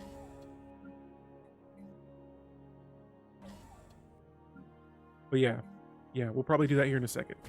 So guys, right now our naval cap is at 1047. We're gonna see where that jumps to once we finish building all of those constructions. All right, so let's close those up. Let's go back to our plants, make sure there's no unemployment going around, which I don't see anything just yet. And even if we do have some unemployment on some of my worlds, it's not the worst thing. Those unemployed pops can go eventually resettle on other planets, and I have a lot of options for worlds that are habitable for my species. All right, so finally we are here. Let's go ahead and explore this wormhole, see where it leads to. And when we get the alert, we'll check that out in a second. I got about 8,000 alloys right now. And so we're gonna go to some of our bases as well. Let's go to our defenses here. And we're gonna start building some defensive platforms. I'm just gonna queue up a bunch of these and some of the choke point systems for now. And here we have it. We have found out where this wormhole leads to. Let's see if it leads to that system. Oh, it leads all the way across the galaxy. And so, wow, the independent Curlian Union, we can literally flood their empire right now with... Our fleets are equal. Ooh. Ooh. So, excuse me, guys. We are going to see if we can... Oh, we can declare war against them, but... No, I can't. I can make claims on some of their systems. Let's hold the front door there for a second. Let's go here to our galactic community. I want to see if I can change the council size to 1. I still got to wait 500 days, and that by that time... Okay, yeah, so I think we'll have time to... Yeah, it won't matter. Let's start making some claims. This is probably the now second most diplomatic heaviest empire in the galaxy. Let's go to our community tab again. Where are these guys located?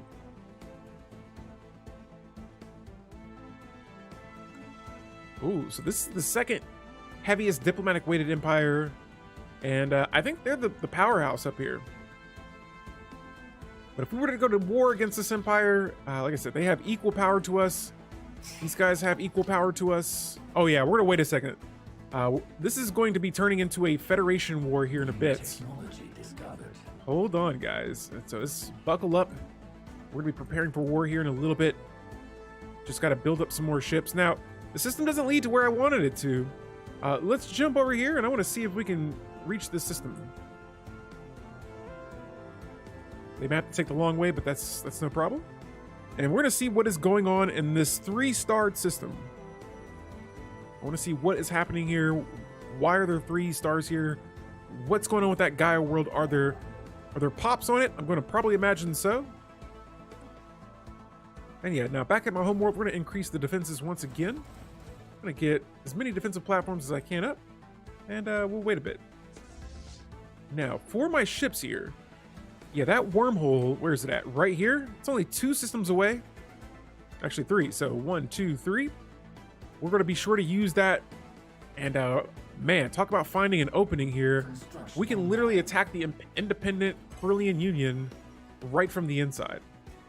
And so I have pretty much max resources in multiple categories.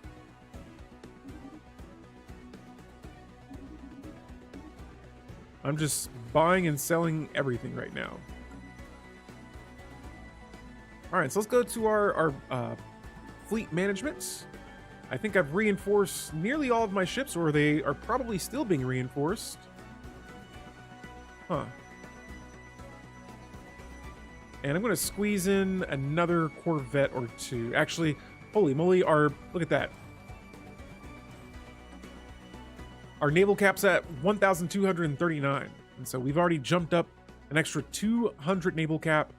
And that's going to be from probably a lot of our bases and our pops growing on worlds as well. And so while we wait for some of our resources to juggle around a little bit, we're also waiting for our ships, more alloys to build our fleet here. Let's check our worlds, and I want to see if there's anything else we could maybe squeeze on right now. New technology discovered. Yeah, some of these planets. Oh, here we can finally clear out those tile blockers. Wow. And I still need the rare crystals. I don't have a lot of those, but man, we bought all those alloys earlier, and they're already back up. They're above their upkeep, and so that's looking pretty solid there. Here, it looks like I no longer need a precinct house. We're gonna replace this instead with a holo theater, since we have some low amenities on this planet. On top of that, we got the consumer goods. We're going to use those to distribute luxury goods on this planet. And bingo, those amenities are back on top. They're looking a little bit better. And sure, why not go for some more energy credits there. Now, let's see. Outside of that, here we have 2 jobs available. This is my mining world. And I was building these temples. Instead, I'm going to be definitely switching the focus over to technology. And this is not a tech world, so I'll be using these buildings to make it more tech focused. Any worlds that have temples on them that is not a temple designated planet, I'll be changing those over to research labs, because like right now, like I said before, we've completed all of our technology. We're still gaining a ton of unity, and I can actually probably spend some of that right now upgrading some of my worlds. So here is Fathoria. This is one of my home worlds. We have 2 of these temples. We're going to replace these. I'm going to squeeze on a research institute, and then the other temple will change into a research lab. And so for the research institute, this is one of our newer buildings we just unlocked, and it says that the research institute is a massive complex gathering the cutting edges of desperate fields together for unprecedented synergy, improving the research output of the entire planet. And so what this does is it increases assembly patterns, construction templates, standard construction templates, and it produces even more technology. And so on top of that, it says that science directors turn consumer goods into unity, amenities, and research points. And so actually, how much unity? 4? How much do my temples produce? 22 unity. So yeah, I don't want to get rid of too many of these, but yes, my home world, like I said before, we're going to change those. That's another military world. Let's see, where is my other? I know I had a tech world somewhere. Here it is. And so let me see how many special resources I have. 8 exotic gases, right? And so we're going to go ahead and upgrade about 4 of these research complex buildings and advanced research complex buildings. And good. I think we are set to go. Now we got some new tech available. We have, mega engineering. That's going to be very nice right there.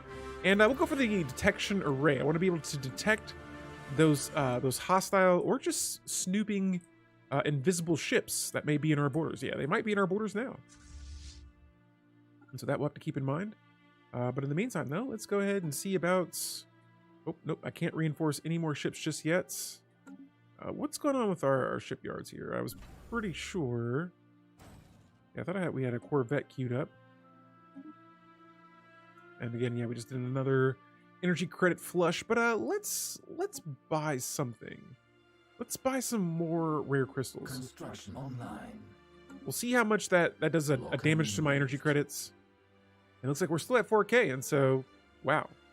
We're able to buy that many rare crystals. That's pretty solid. Yeah, a lot of these worlds, I honestly just don't think I need to build anything, at least for a while. Incoming transmission. And yeah, since I don't have the rare crystal building, I'll probably just go ahead and squeeze another chemical moat building here. Because again, yes, we are going to be upgrading a bunch of those fortress worlds that require those volatile moats. And so here we have a embassy offer from the Union of Havenstar. It is about time. The pesky Union of Havenstar now is our subject. And so they're getting a deal going with us. What was once rivals are now loyal subjects at that. And so, yeah, we're not going to negotiate the agreement for now. Let's check up on the community here, Galactic community. And so let's see if we can finally, I think we can. We can change the council size to size 1. Will it be enough to reach the top of the proposal queue here? You know what? This is why I usually like to wait to use my emergency measures. Hopefully this rises up to the top, but if not, no worries. Let's see what all of our envoys are doing in case I need to, oh, there it is. Number 1, baby. Oh, and then banning organic slave trade is now creeping in the front. No.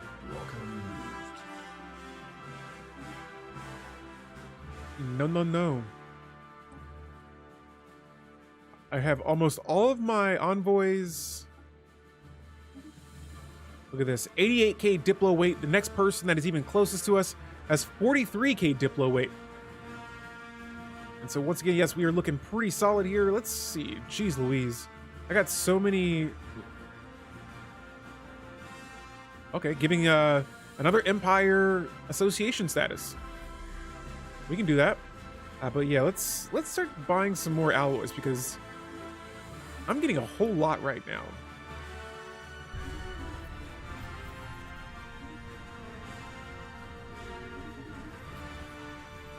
All right, and I think I just sold some of my alloys. Tragic. All right, so let's see about this Unity Empire. I kind of want to declare war on them.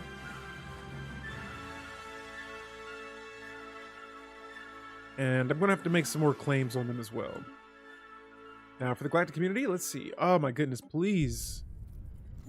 Please, I'm begging you. Assert your council powers and veto this resolution. Yes. Yes. I'm going to wait. I'm going to wait. So right now there's 40 something days left. We're going to wait until it gets to about maybe 3. Oh, I'm sorry guys, it's getting a little toasty in here. My camera turned off for a little bit. We will crank it back on after it cools off. But tune in though, this is not stopping. And so right now we got 27 days until the Senate, while the Senate is in recess. We're going to veto this here. And now the council size being changed to size 1 is going to be the #1 situation. So here we go, 10 days. And there it is. We are now voting to change the council size to size 1. Now, what I'm gonna do next here is I'm gonna go to some of the bigger empires. And we're gonna make some agreements here. And I'm gonna keep in mind, this empire is voting against this. So let's look into making a trade deal. And I want as many favors from you as I can get. And I'm willing to share some of my Zro. You know, and I'm willing to share a lot of my special resources. So I know I'm getting a lot of gases, which they don't seem to care too much about. And this is how much you can tell the weight of diplomacy here. It's costing me a lot here to buy these favors from these guys, but in doing so, I'm hoping that this will. I mean, this is expensive. This is very expensive, but it's worth it because we will be able to become the only member of the Galactic Council. And so right now I'm just targeting some of the bigger empires that are opposing this resolution right now.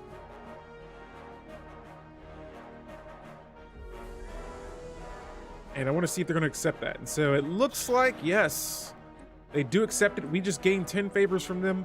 And we're going to begin calling these in now. So I'm trying to take the diplomatic weight away from the members that are voting against this. And there we go. Right now, it's currently winning.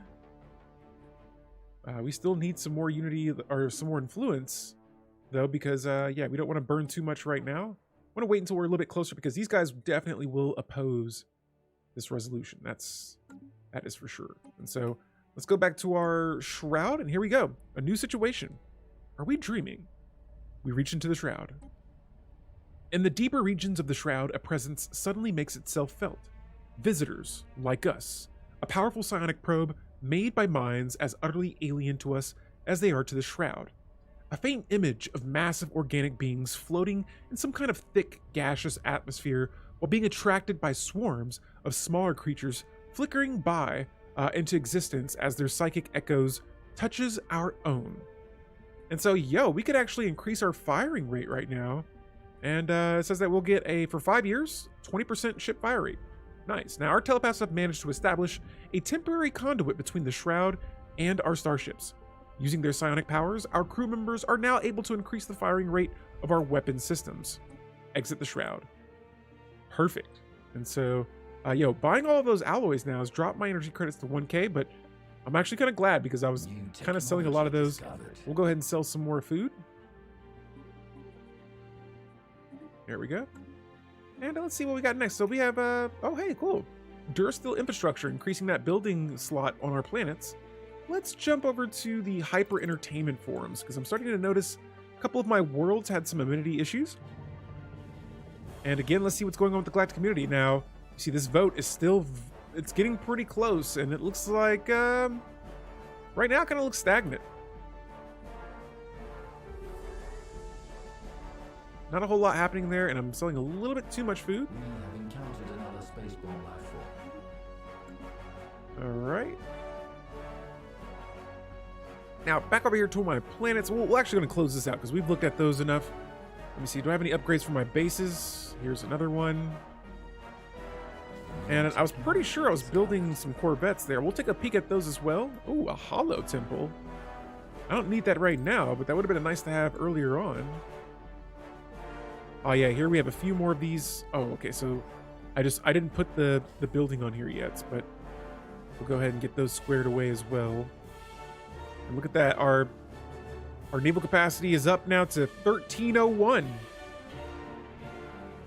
And so steady making some progress there. I mean, we are in a perfect position now to build a nice size fleet here. And so let's go to our fleet manager. Here I got a new fleet available, and let's start adding some ships. And so I kind of have these all made in a way that I kind of like. I've been told to tinker around with. And so here is my Corvette, all disruptors. My destroyer, I decided to keep, actually, you know what, let's change these to all missiles. And so I'm going to add the quantum missiles. And actually, I kind of want shields. I don't recall adding those, but we'll save this here. Come back to that, and let's look at our cruiser here. Same thing, all disruptors, all shields. For my battleship, this one we're actually going to change as well. And let's go with the, a spinal mount, an extremely large weapon. Holy moly. And so let's go with the forced arc emitter. This seems to penetrate both shield and armor. And then for our broadside core, let's go with the hangar core. And we'll add all disruptors to this as well as a advanced strike craft. For the stern, disruptors are good weapons, but they don't mix well with other weapon types. I can explain if you want. Oh yeah, Sir Lag-a-Lot. I love that name. Go for it. I'm still learning a lot about weapons and how to equip them. And so are you saying like for the battleships? Is it because one is short ranged and the other is long range? Well, in that case for the battleships, maybe for these then we'll go with like more point defense type weapons. Missiles and point defenses. You want to stop any missiles that are going to hit these bigger ships, and we'll go with the strike craft to help tackle some of those smaller ones. How does that sound? And then again, more missiles, whirlwind missiles, quantum missiles, point defenses, and strike craft. We're gonna go ahead and auto complete the rest of this ship, but I want to make sure that these are mainly shields. And there we go. The Bloodshed Battleship, made for destruction. Now for our Titan here, I might do the same thing. Oh, I can't add missiles. Tragic. Well then, in that case, we'll add, I think we just go with lasers. Lasers and armor. Oh, I love this song. Okay, and so now we have our first Titan design here. And this is looking pretty solid. Good stuff. And so let's go back to our fleet manager. And there it is, the Titan ship. And so that is all squared away. Now let's add the amount of ships that we want to add per fleets.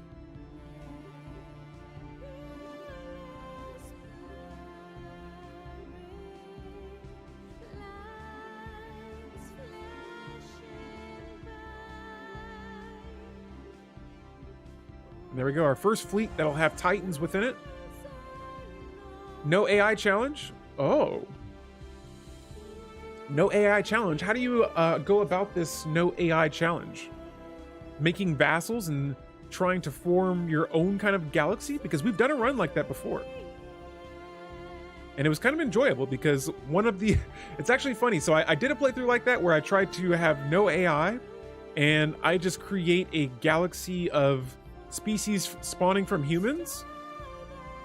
And what happened in that game is one of the subjects ended up opening a L gate. And it ruined everyone. And so that was pretty fun. It was actually a really cool way to play. I did it a while back. It was like a farming kind of playthrough, but yeah, still, it was pretty neat. I had a lot of fun doing it. Also, by the way, Eclectic, welcome to the stream. Hopefully all is well. This is our 3rd week now of this playthrough, the Empire of Feathers. And yeah, I see this is some of you guys' first times here.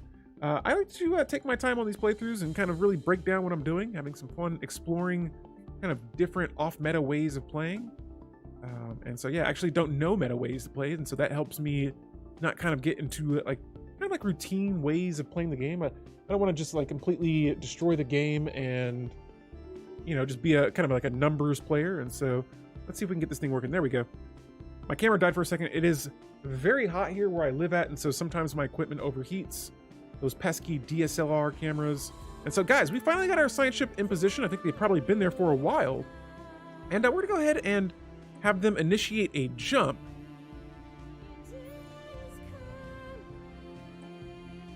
Let's see if we can do this here. Come on, you got this. There's no route for this. Of course there's no route. That's why I want you to jump there.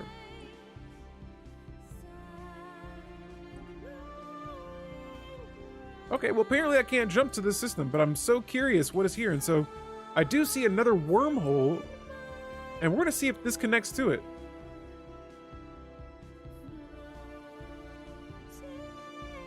Disruptors are short range. Okay, so yes, I got that part, but their biggest strength is that they ignore armor and shields. They do not do as much damage as some other weapons, but they are great when they are doing damage directly to the hull of enemies. When disruptors are mixed with other weapons, the disruptors are dealing damage to the enemy's hull, and the other weapons are doing damage to the enemy's shield and armor. If the disruptors do enough damage that they destroy the enemy's hull before the other. So like pretty much you're saying it's better just to go all in on it or not at all. And here we have the racket. What do you guys want? Okay, they're trying to sell us some pops. 3 of their pops, which I'm gonna say heck yes. The more pops, the better. And those bad boys will work on any kind of world. Now, we have a new relic activation here available, and let's use that surveyor once again. This is going to give me 5 tech deposits in a system. That's phenomenal. And so that surveyor we've been using a whole lot in these past couple of years. Now, you may see my energy credits taking a slight dip. Hold up. Not my science ship. You should be invisible. Oh wait, what in the world? Is cloaking not up? Oh yeah, cloaking should be up. But can they still see my ship? Okay, they can't. Thank goodness.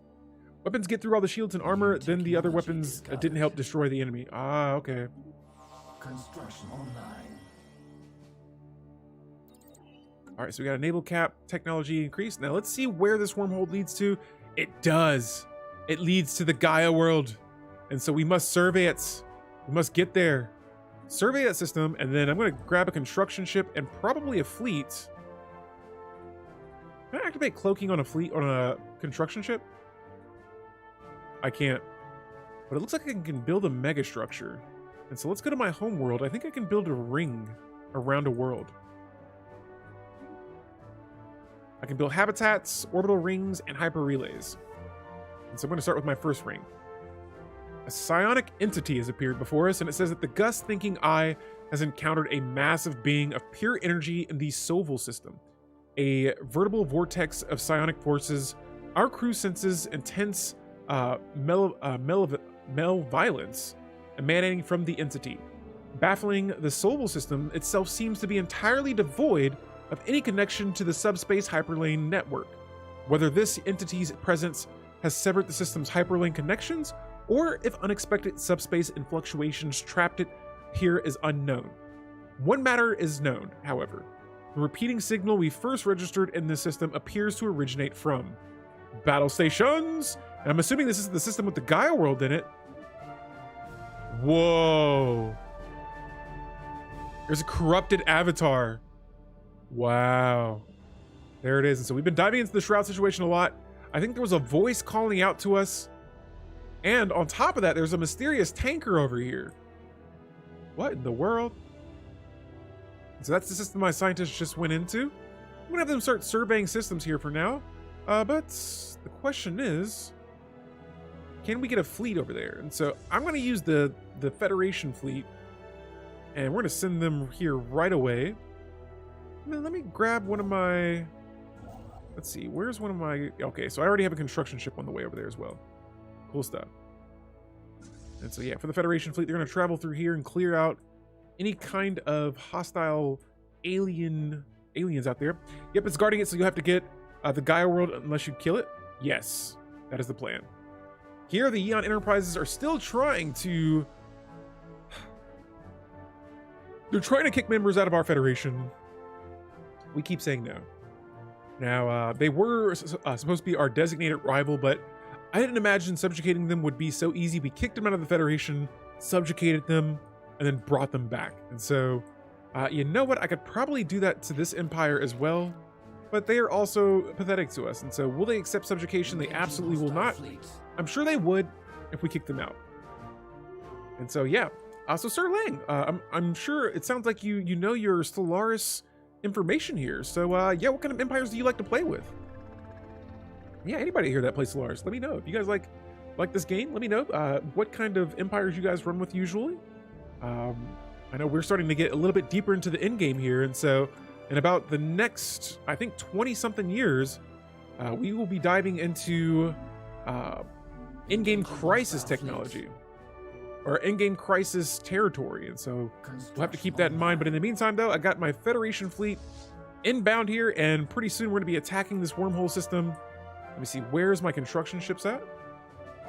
Construction online. I think I had one that was traveling right now. Online. Actually, we're gonna go ahead and send that one over here. All right, and so we are now in this wormhole system, and we're gonna go ahead and wait just a second. I know my scientist is exploring. They're surveying the system. Lots of good resources here as well. Scan complete. And a habitable world. Now I'm going to imagine, look at these guys, they're trying to kick everyone out. I'm going to bet there's probably another species living on this planet. But yeah. We'll cross that bridge when we get there. So in the meantime, I got cruisers, destroyers, battleships, all queued up, ready to go. We got the curators reaching out to us again to keep our research speed increased. Oh, and here we have it. We have surveyed the system. Now, I don't know where any projects or anything are left. I'm going to queue up all these automation settings here. And if there is anything, I'm going to tell my scientists to go for it. And so our contract has ended with one of our mercenary enclaves. I'm going to... Oh, I can't rent their fleet. Someone beat me to it. Damn it. All right, well, we'll say goodbye for now. We'll come back to that a little bit later. I like to sit around and build megastructures. I sometimes play isolationists, xenophobes, hive minds, or machine intelligences. I don't like managing many kinds of pops.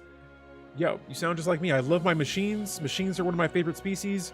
I also like megacorps, and I enjoy playing with aquatics. And so in this case here, I'm playing with an avian species, which sometimes I just like to try something completely different out and random. And I started with the Common Grounds origin, but if you want more information, again, you guys can press exclamation point Empire to find out more details about the species that I'm playing with.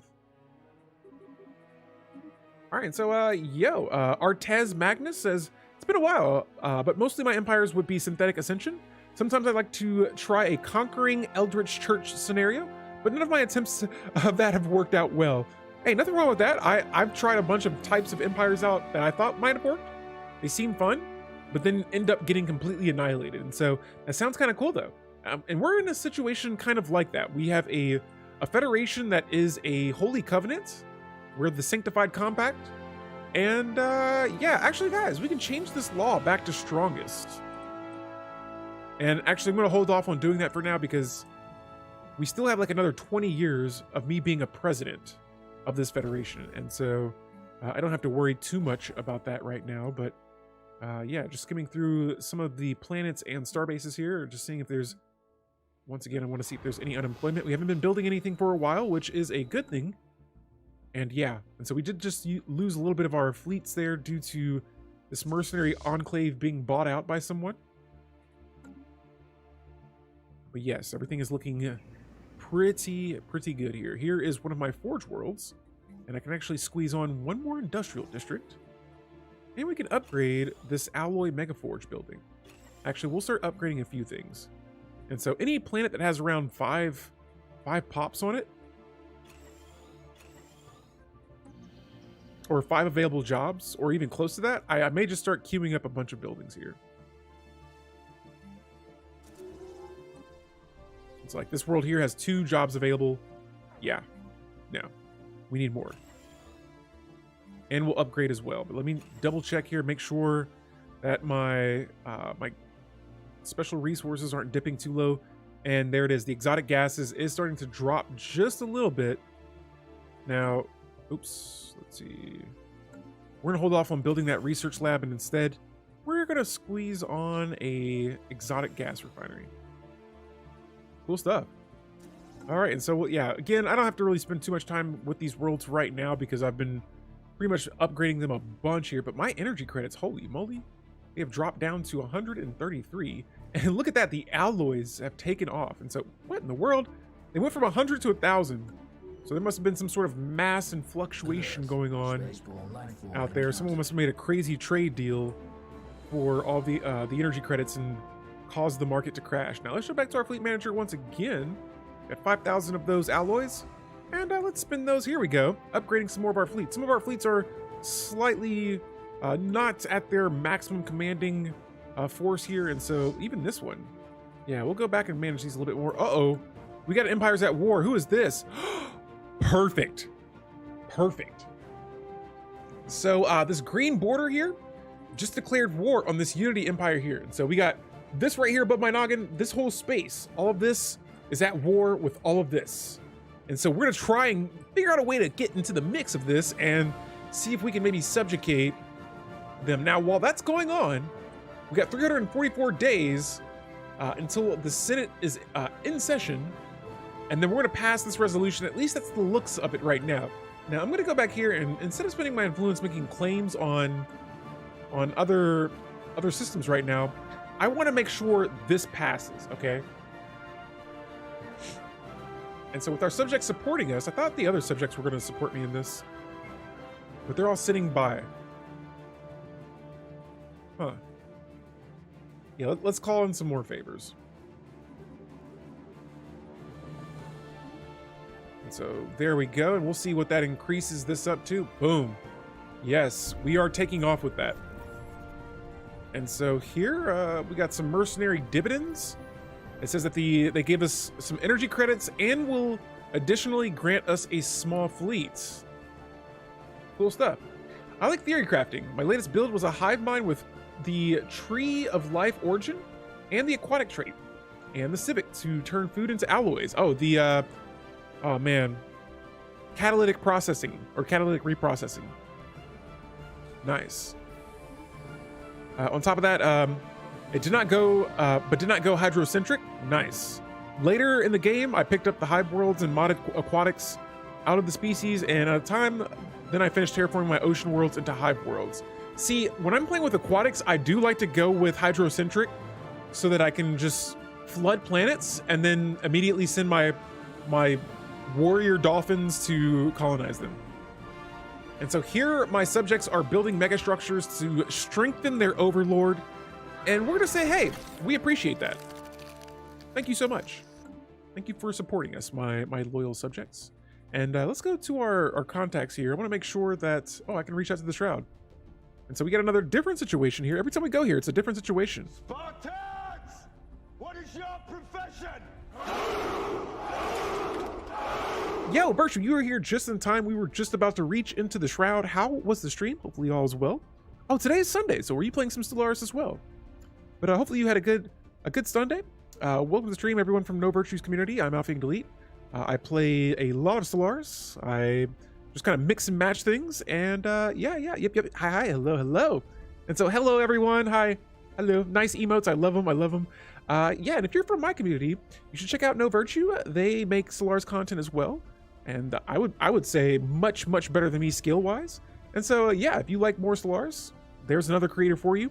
But yes, we're getting close into that late game. We're in the year 2363, and it is getting a little feisty here. We've had some up and down situations with the Shroud, and here it says that the Conclave of Telepaths have not yet recovered from this strain on our previous visit to the Shroud. Without their combined psionic power, we can catch only a brief glimpse of this fleeting realm, like the blurred edges of a memory lying just beyond reach. Now, there's nothing for us here. We'll have to return later. Oh, okay. Well, we'll exit. Okay. That was an interesting situation. But yeah. Outside of that, though, man. Yeah, No Virtue does seem, does some really difficult challenges. Yes. Some that I'm just like, yeah, no way. I can't even compete. I played in one of their multiplayer games. It was a while ago. I every time that I feel like they have a multiplayer game going, I'm always busy doing something. And so as much as I want to catch it, I can't at the moment. But the last one I was in, I think that was one of my first times playing on Grand Admiral. And holy moly, it was a much different pace.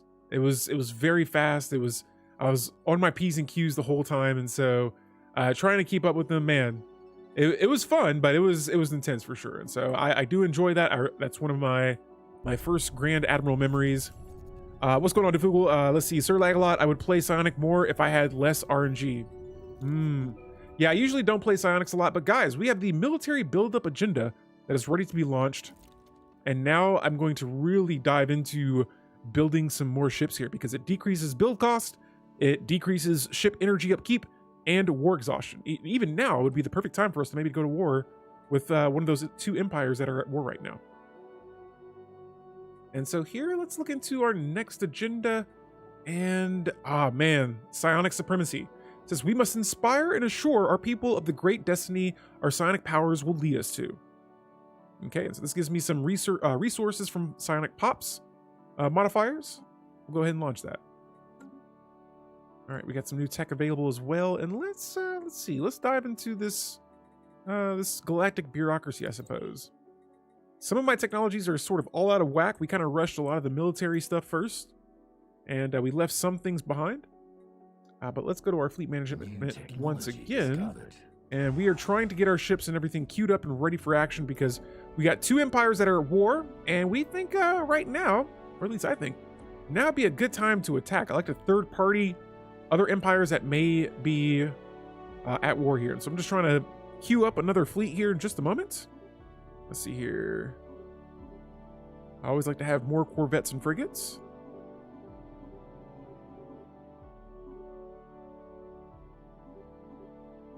And this one will actually have, like, wow, 50 corvettes and 44 frigates, and then we'll come back to this later. Neighbor, someone's cleaning. Oh, nice. Just being some smart and taking some breaks inside for drinks. Nice, man. I know all about that working in the house, and so this past week, man, we've been getting our. Oh, guys, by the way, one more thing. Mega engineering technology is complete, and so I'll be expecting those here in the future. But yeah, I've been getting my flooring pulled up. We got our foundation lifted as well. And so, you know, you guys probably can't see anything behind me, but the house is just like cluttered with like housework to do. And it has been a very busy week for me trying to juggle this with multiple things right now. And I do have time to do things, but it's just now I have like other responsibilities I have to take care after the stream. But man, it has been quite a juggle. So I know all about that house responsibilities and working around the house for sure.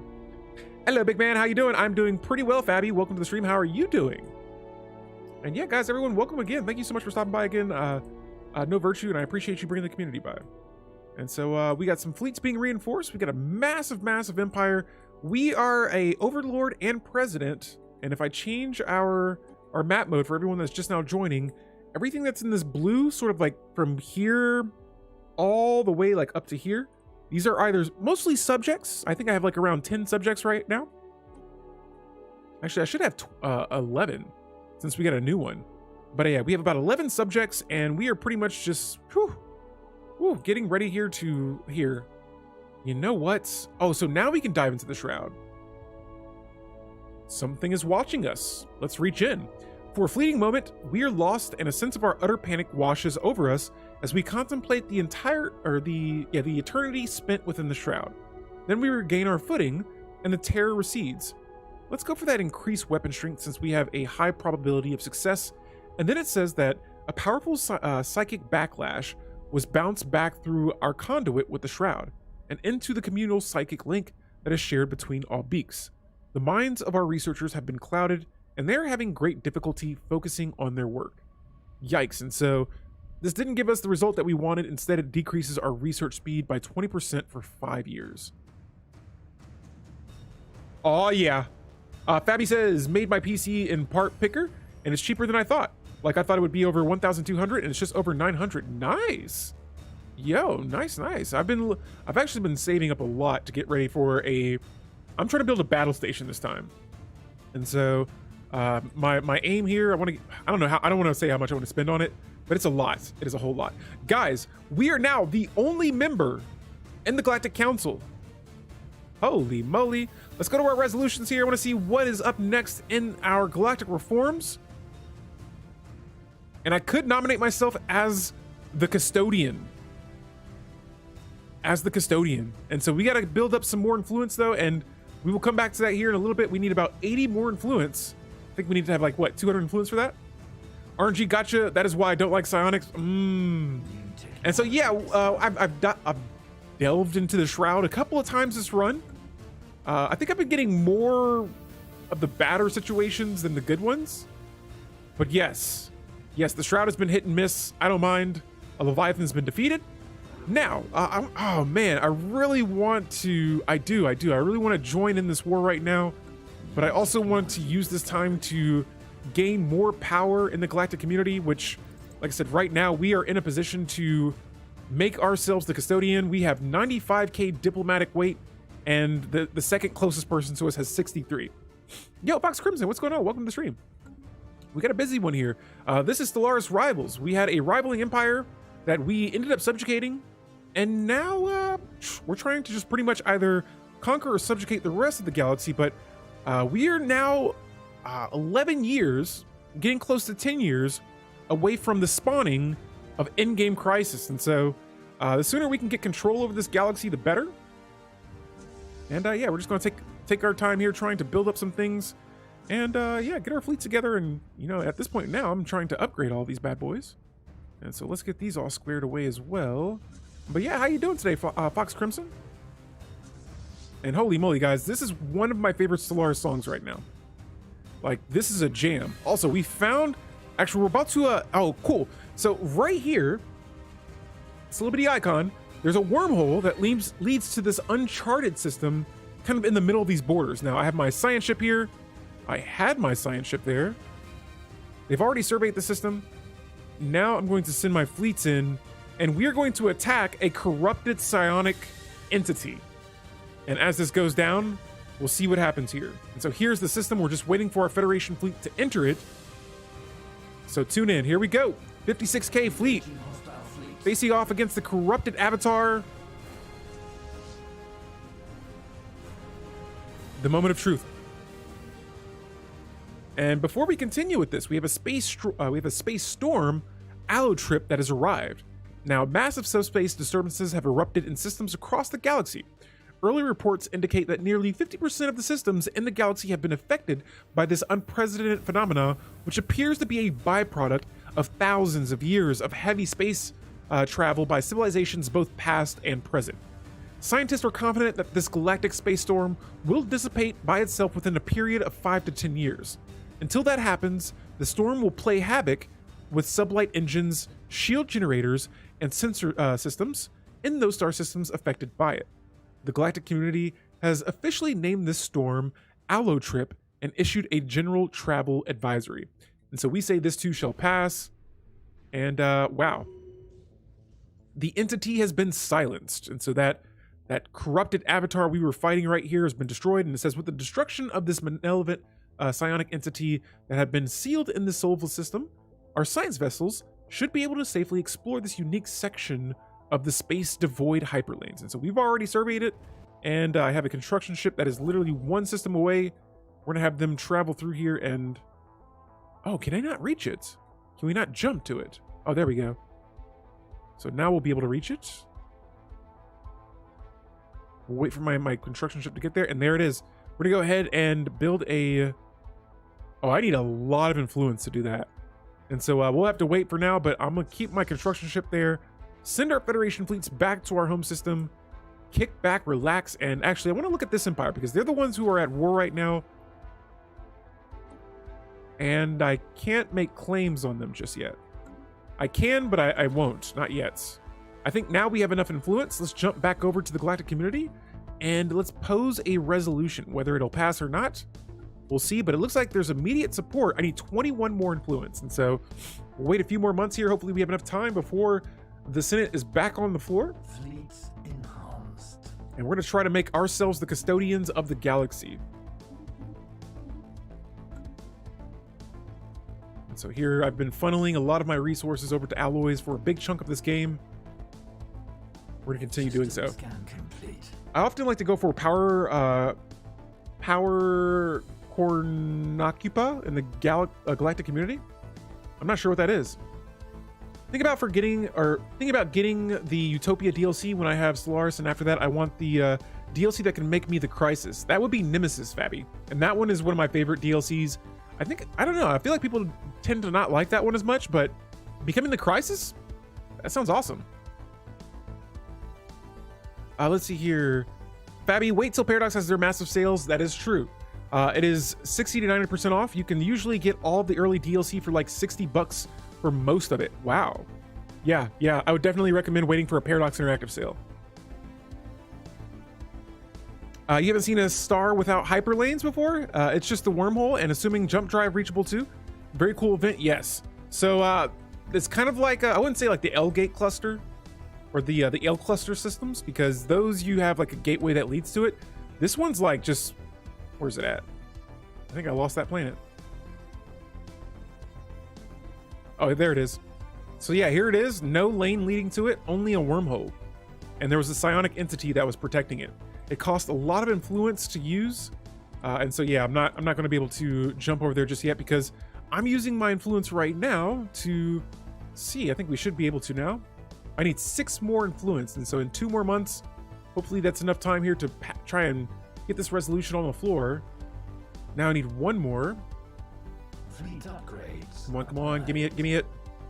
I want to nominate myself as the custodian, and it says that when decisive action is needed, a member of the council can be elevated to the position of galactic custodian. The custodian is granted special powers and can propose new and powerful resolutions. Oh, come on. How are you guys not going to tell me that piece of information? And so now it's saying right here on the very top that this resolution cannot be proposed for another 2,000 days. All right, cool. I could have been at war then.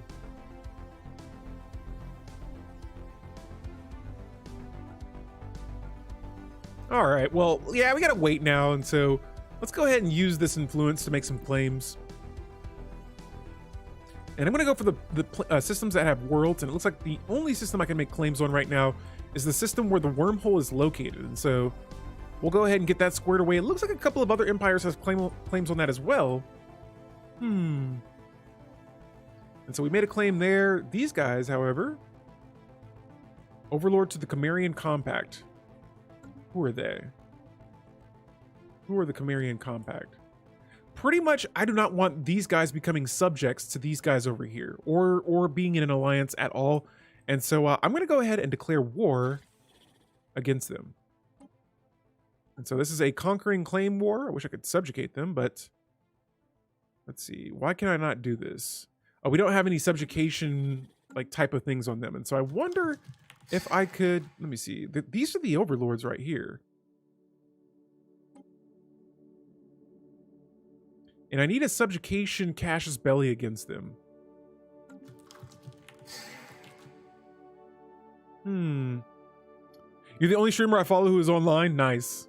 Yeah, I think with it being Father's Day, that might play into that there. But peace and love, welcome to the stream. How you doing? I think people are just enjoying Father's Day. Yeah. And I imagine they're in Europe. So wait, in Europe, do they celebrate Father's Day too today? Oh, the nice weather. You guys got nice weather today? Yo, it has been so freaking hot here the past couple of days. I like the heat, but holy moly. Nice. I don't have Nemesis DLC yet. I'm hoping to get Overlord for cheaper. Toxoids is another one I don't have that would be a nice one. One of the reasons I want Overlord DLC is that I can try subterranean lithoids. They don't need food, and they have uncapped mining districts on all planets. Nice. I gotta give them a run as well. Yes, at least in Hungary. Depends on the country. So is there any place that is not celebrating Father's Day today? Let's change the question trajectory there. Ooh. Yo, here, I know we use Fahrenheit. It's been 80 degrees, a solid 80 degrees right now. So I worked out this morning, it was like 75. And then when I finished my workout, it jumped up to like 82. And so for me, I like to get a sweat in. I finished my workout. Yes, in Sweden, we don't. Oh, wow. Also, guys from all over the world, welcome. I'm Alfie Delete. Thank you for stopping by today. And so didn't realize I had so many people in so many different places. This is the internet, of course, but yo, here we all are. Father's Day. Germany has it on the 18th of May. Oh, wow. Well, yo, guys, if you are fathers, happy Father's Day. Welcome to our, I guess this is a Father's Day stream because I have lots of subjects that are my children of the Shroud. And so we are fathers. I'm personally not a father, no, but yes, happy Father's Day. November 12th in Sweden. Sweden sounds cool. I'm not gonna lie. If I were to travel overseas, I think Sweden would be like on my top list. I know Paradox Interactive is over there, but I ended up looking up like just cool things to do there, and it looks like an interesting place. What is this? I'm wondering why there's an icon like this. Oh, it's because the system is, I believe, conquered. Oh, and so this empire might be a problem. Their fleet is superior to ours. And so let's take matters to the fleet management. Let's get everything reinforced. Yo, Vern Elder Greek, thank you for the follow and welcome to the Knights of Gang. Let's go ahead and get united in here. And so Vern Elder Greek, I know, is it Greek or Geek? No, Vern Elder Geek. I now grant you the status of Alpha, the energy of Yang, and the ability to delete all elites. And we have Walgreen, who also gets another status of Alpha, energy of Yang, and the ability to delete all elites. Guys, thank you for the follow. Walgreen78 and Vern Elder Greek, welcome to our Stellaris stream. This playthrough's been going on for about 3 weeks almost now. And yeah, it's getting busy here. You have the best welcome, hands down. Yeah, I appreciate that. I just like to put things together. Like my whole name concept, I just kind of wiggle things together, and you know, I just add more and more things onto it. And so I'm glad you guys appreciate it. I enjoy doing it every time. Fahrenheit is a weird measurement. Celsius and Kelvin is superior. Hey, I use what I got. If I were to use the other ones, then look, I'm speaking to Americans on a regular, so they're gonna be like, what? It is, you said what? What in the temperature did you just say? Those are some responses I would probably get. Maybe not directly like that, but yeah, it would definitely confuse some of the folks here. And so yeah, we're starting to get into the repeatable technology, and you know what? The neutron launchers seem like a nice addition to add maybe to my frigates here. Technology discovered. Let's jump over to our planets. I like to do a quick planet check, make sure there are at least a decent amount of jobs available on these worlds. Wait a second, don't do it.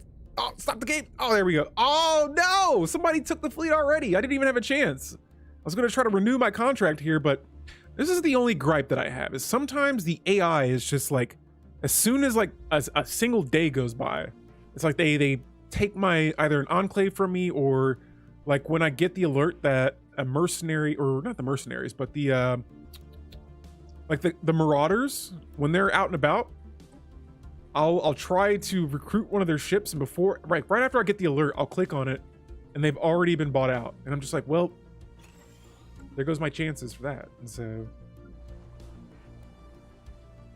let's see here. This planet's pretty happy we don't need to upgrade that, but we could use another district here.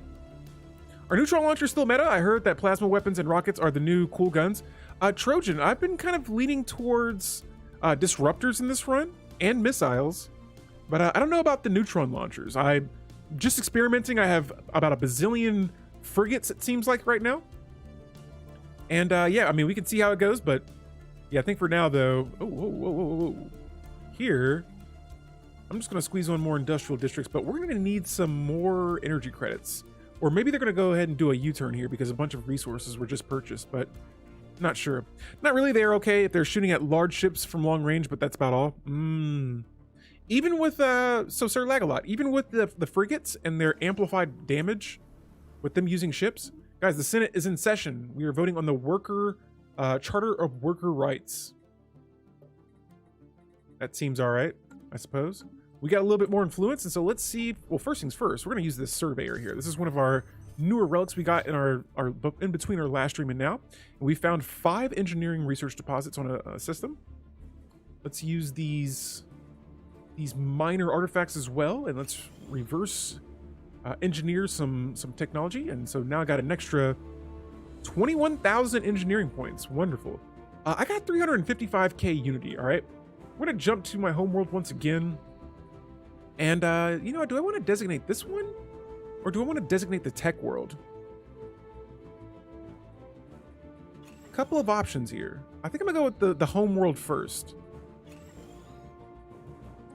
Let's upgrade this a few times actually.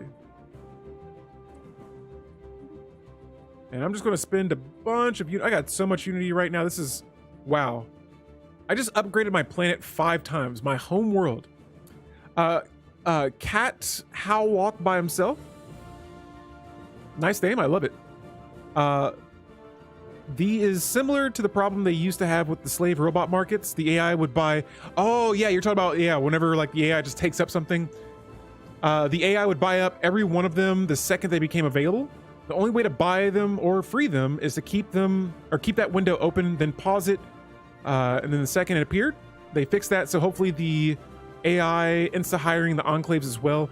Yeah, so I feel like that's happened a few times where I'll get a alert from an enclave, and then it's just like boom, AI snatches it up. And so same thing with subjugating other empires. I feel like I've experienced that a few times where I would try to subjugate an empire right after their war is finished, and then whoop, AI's like, you thought, buddy, we got those guys. And so I'm just like, but no worries there. We've got a leader level. This is one of our paragons, the keeper of the vault. This is Nana, and we have 4 options here. Let's see. They currently have the prospector and the adventurer spirit, but this has no effect while they're a leader of the council. All right, and so I don't think I have them assigned to any ships right now. They're on the council. Maybe we could go with basic resource discovery chance. Hey, we're not really surveying any systems anymore, and they're not going to be researching any anomalies for a while because we've researched almost all the projects in my borders. And so I think collective wisdom giving us that extra unity, sure. While we don't need any more unity than we're already getting. I mean, actually, you know, more unity never hurts, but well, it's not a top priority. It doesn't hurt to get more of that. You could use the frigates with neutron launchers to kite larger ships. It would work if the enemy ships are large and don't have long-range weapons, but it is niche. Copy that. Copy that. Okay, and so let's go ahead and close out that planet tab. Look at all these ships either being built. Holy moly, upgraded, built. Lots of activity going on between our 3 shipyards. Excuse me, guys. I think I have a sneeze lingering here. All right, and so while they're at war, like I said before, we are making a lot of progress here in the galactic community, and I'm still trying to... Oh, now I'm lacking the influence again to nominate myself as custodians. And so we'll wait a few more months for that. In the meantime, though, let's go ahead and shuffle the resources again. And there we have it. So I think the bigger my fleet is, man, yeah, the energy credits are taking a slight dip, which is no worries. We can probably get away with selling some of these minerals. And so we'll sell about 1,700 of those. And okay, there we go. And so energy credits took a slight dip, but I think it's just going to juggle around here in the next month. The economy is all over the place. Let's see. We have do I have a holding available? I don't. I saw this icon here, but this is on one of my subjects' worlds. Yo, guys, this is getting pretty interesting here. We might be on the path here of trying to become the Imperial, or the Imperium, or just the Custodian. But yeah, we're getting ever closer to becoming, we're getting closer to that in-game crisis spawning event. And so, who will spawn first? I'm not sure. But tune in here for another couple of years. We are going to be finding out. Here's another species I've collected. And let's see, specimens have now been secured. Now, all the specimens asked by the Museum of Xenobiology have been secured. The museum has grown to a massive facility where the artificial gravity generators and atmospheric processors are used to stimulate the environments of over a dozen worlds. Visitors are journeying from all across the Beakborn Dominion to see its wonders. And so this gives me a bunch of unity. It gives me a lot of influence. It gives me a little bit of energy credits and a ton of society tech points. And so with all that influence I just got, let's go back and see if we can finally try to pass this resolution here. And so I still got to wait another 1,000 days for that. And so we'll say negative Ghost Rider to that, and instead make some more claims on other systems. Okay, and so we want to make sure we're steady getting more and more food. And I made my second claim now on this empire. They're friendly towards us. I'm looking over here at these guys, though. These are the empire I'm worried about right now. And I do have the option to declare war, but I have... Oh, unless I make some claims, I won't be able to do so. Their fleets are slightly superior to ours. Oh, and here's another system with a Gaia world. I wonder why it has not been... Why it hasn't been claimed yet.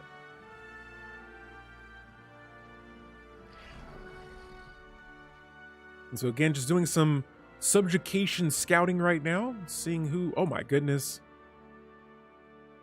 That's bad. It looks like this empire, whatever's going on here, is not looking good. And I'm actually going to support their independence, even though I want to subjugate them later on. All right, so we're going to reach back into the Shroud. Let's see what's going on with these creepy realm dealers. And it says the Shroud is quiet today. Good. Let's reach into it. Now, the void here shimmers with power. Let us rest a while. And so, sure, I'll go for this high probability of increasing my research speed. Let's see what happens. Slowly at first, then faster and faster, our grasp of the Shroud begins to slip. Our telepaths cry out in anguish as they lose their foothold, and we are ejected back into normal space. Let's exit. Okay. And so once again, we didn't get anything from that. That is tragic. The Shroud has been doing me dirty these past couple of turns, and so let's go for it. We got a couple of technologies here. We still haven't researched the terraforming technology, and so let's just go ahead and knock that out, even though, yeah, we are pretty far behind on that. Actually, would like to terraform this relic world, but this relic world has no amenities, and so let's try to make this a little bit happier of a place. And again, we're going to do a quick skim here, make sure if there are buildings or districts to be made, we will queue them up, or upgrades even in this case. Oh, this is another jam too. I love this song. All right, and so yeah, also guys, I saw, it's funny because I always talk about the music in Stellaris. I saw on their official page, they were asking the community about what your favorite song is in Stellaris. And so guys, if you have a favorite song in Stellaris, let me know. This one right here, this is one of them. This is a cat jam for me. And so yeah, let's go ahead and start adding some more ships to these fleets. One of my main fleets right here actually does not have a Titan in it.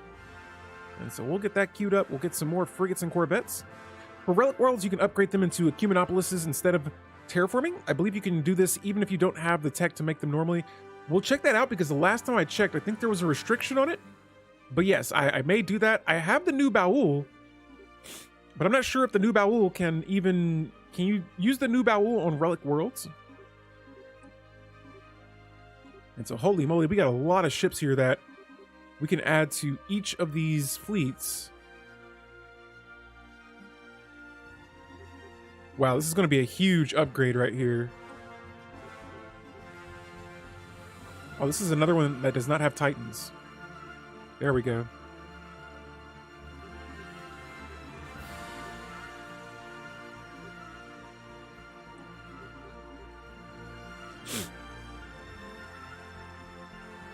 My favorite is the Battle for Supremacy. Nice. Not sure, but I doubt it. Relic worlds can normally only be turned into Ecumenopolis, or, but you could be wrong. Yeah, we'll double check here because I remember trying to use the new Baul decision on those relic worlds, but it would not let me.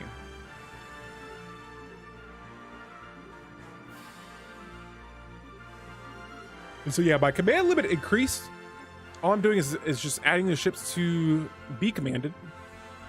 And then we're just going to reinforce as many of those as we possibly can. And that is going to lead to some major growth on that world there. And so here I have, this is one of the worlds where I can use that decision now. I should be able to. Oh no, this is a Gaia world. Sorry, I was looking at the factory building. Let's see. Here's a relic world, which, well, I still got a lot of districts to build. I was for sure I had another relic world. Oh, guys, sorry. My camera, it's so hot in here that my camera keeps dying, and so we'll just play without it for now. What happens if you become the Galactic Emperor?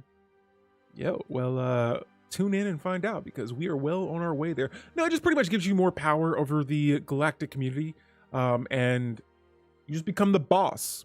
You become the sauce boss, as some would say. And so here is my relic world penguin, which, hey guys, penguins are birds. Penguins are birds. All right, we're gonna lay that down now. And so that is why this world is named after our little wobbly bird friends.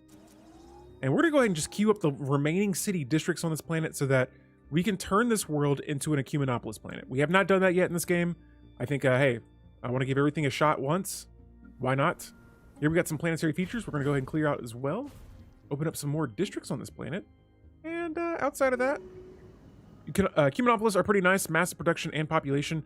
I like that, but every time I build it, I feel like the upkeep just completely shatters my economy. And so I'm going to try it now, even though my economy is looking really juicy. But yeah, I tend to be very careful with those types of planets. The planet's going back on vacation. Can easily supply alloys for your entire empire itself. That is true. That is true. And I could replace some of my other forge worlds into something else. And so now we can get into building megastructures.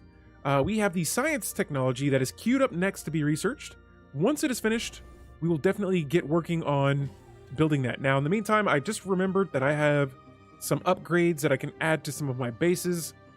And for these shipyards, we're going to just have all shipyards on those types of bases. Let me see here. What else do we have? Let's see. Let's get a crew quarter on here as well. All right. And so those all have been upgraded. Let's upgrade this one too. I want to be able to build as many ships as possible until we are able to acquire a mega shipyard. That would be absolutely wonderful to have. Here I have my first orbital ring. We're going to add more anchorages and upgrade it. So we can tinker around with that a little bit later. We can also add defensive platforms to these. And so this is my first ring built around one of my planets, and look at all that. Also, there's a space storm that is going across the galaxy, impacting nearly 50% of the planets in this galaxy. And so that's why that area is a little clouded. New technology discovered. Now let me grab my construction ship here, and let's find another planet to squeeze a ring on. And here we have beaky blinders. Yes, build that orbital ring for me. And so we get some new tech, retro or refit standards, and we'll go for the interstellar assembly next. I think we're now entering the age of megastructures here, now that we're starting to find more and more of those. And for my scientist over here, have you run out of things to do? You have. And so now we can use this scientist and any future scientist to assist in researching our planets. And so we'll square away and get that done there right away. New technology discovered. Wow. We're going to jump over here. We got some new engineering tech available. And what do we have here? Let's go for that synchronized firing patterns. Actually, you know what? No, let's go for our fleets. Let's upgrade our fleets with improved cruiser hulls. All right, that way it takes a little bit longer. Our ships have more endurance in battle. And like I said before, we got a lot of ships being upgraded and built. Let me see, speaking of ships, let's go to our fleets here. All these fleets are ready to be upgraded, but we're going to wait until they're all finished getting their reinforcements. Now, outside of that, we're looking pretty solid all across the board here. Resources are looking steady. We got 200 more food. Come on, load for me, Stellaris. There we go. And yeah, outside of that, energy credits are still skyrocketing, so we got plenty of room to build more ships. Our naval cap is nowhere near our maximum capacity, but again, it's only a matter of time. And so I think I have a little bit of influence here. Let's jump over to the galactic community and let's look into... Can I? Oh, I can't veto these. I wish I could... Oh, you know what? This gives me an idea. Let's go to our resolutions and we're going to jump back into some more either custodian-like things, or I want to do it to where I can just end the session. I forget where that's at. Let me see here. Yeah, I'm not 100% sure where the resolution is at that allows us to... it's pretty much where you can just end the council a little early. We got a pirate sided. What? All right, we'll look for that a little bit later. But here, we're going to go ahead and squeeze on maybe like, you know, let's get like 4 defensive platforms up here. And let's watch these pirates struggle. And so here, they're trying to take one of my bases. And I'm just going to be like, yay, good luck. They're like, yeah, we got them. We got them on their toes. Oh, we got another fleet. Wonderful. And then watch as this number is going to go up a little bit as this defensive platform finishes. I mean, in time, hopefully. Oh my goodness. They took our shields down. But look at that. They're not even hurting my armor. Or is that my hull? Yeah, it's my hull. And so there it is. The defensive platform's up. How'd you get such large naval cap? So there's a number of different things I'm doing right now. I'll show you in just a second. I want to make sure this is not getting taken over, which I think we should be good. And so there it is. That fleet's been destroyed. Here's their little pirate base. We have a council election, and I don't think anyone's even close to my diplomatic weight to even compete, so don't have to worry for that too much right now. And yeah, that fleet is going to be destroyed, and that station's destroyed as well. So the ways I've been trying to increase my diplomatic, or not my diplomatic weight, but my naval cap is, for starters, on all of my shipyards, or all of my star bases, you'll notice I have here anchorages. So each of these bases increases, each of these anchorages increases naval capacity by 4. And actually there's a modifier for this because I also have the Naval Logistics Office that adds 2 naval capacity to all of my anchorages that I build. So that's one way. Now at that plus I have what? 15 star bases? No, I have 18 star bases total, which is weird. Because it says I have 17 here, but I have 3 here and then another 15 there. So 17, 15 bases, all of them have anchorages on it. Then, if I go to my planets, I have these fortress worlds right here. And so this is a planet designated to building strongholds. And so each of these strongholds will provide me with with soldier jobs. And what soldiers do are right here. Soldiers increase naval capacity and spawn defensive armies. And so there's that there, and I have 2 of those. And on both of those worlds, I'm pretty sure, let's see. Oh wow, actually all of the soldiers are being worked on both of these worlds. And so, yeah. Through building buildings and building the modules on anchorages. On top of that, there's some there's more things too that increase it. Like here, I wonder if I could see it. Oh, here we go. So this shows me everything that I'm getting all my naval capacity from. I'm getting 426 naval capacity from pop jobs. I'm getting 20 from supremacy traditions. I'm getting 8 from orbital anchorages. I'm getting I'm getting 304 fleet size from the 76 anchorages that I've built. I have a doctrine for fleet support vessels, fleet liaisons, and interstellar logistics, all increasing naval capacity. My fleet logistics corps and ready shields, I believe these are resolutions in the community, increasing that fleet. Now, security contractors decreases it a little bit, but it gives me an enclave. And champions of the community, that is another resolution that is giving me more naval capacity. And so, yeah, that's where I'm getting it all from. There's a mega structure called the Strategic Coordination Center that increases naval cap too. Yes, I'm just now starting to get into mega structure technology right now. But yes, anytime I can build a mega structure, I tend to go straight for it. Always. And so let's get, let's just go with more fleet stuff. A fleet academy will be added to this base. And then we'll come back to upgrading bases a little bit later on. Now, let's see. I've actually built up all of my ships that we had queued up there for a moment. We're going to jump back over here to that fleet manager. And let's reinforce as many as we can there. Here, I got to pretty much rebuild my fleet again. This is a new ship that we got. And so, let's see. We'll get rid of that one and then add a Titan. And yes. And the Yeon Enterprises is getting in the way of my conquest. They're interrupting my fleet designs. We gotta put a stop to that. Yeon Enterprises are insane. They keep trying to kick our members out of our federation. I don't know why they are like this, but they've been choosing hostility towards their ally members. And so there we go. Get another fleet on the way. I think these are all good to go and being reinforced. And man, we are still nowhere near our naval cap, but our Galactic Council has the election has been concluded, and we are president, or not president, but we're full-on council member all over again. And so now that Space Storm is gone, Spaceborne life form encountered. on top of that, we get 3 more alloys from the Surveyor relic. It surveyed a system, found more artifacts, or more alloys in that case, which is wonderful. Absolutely wonderful. Online.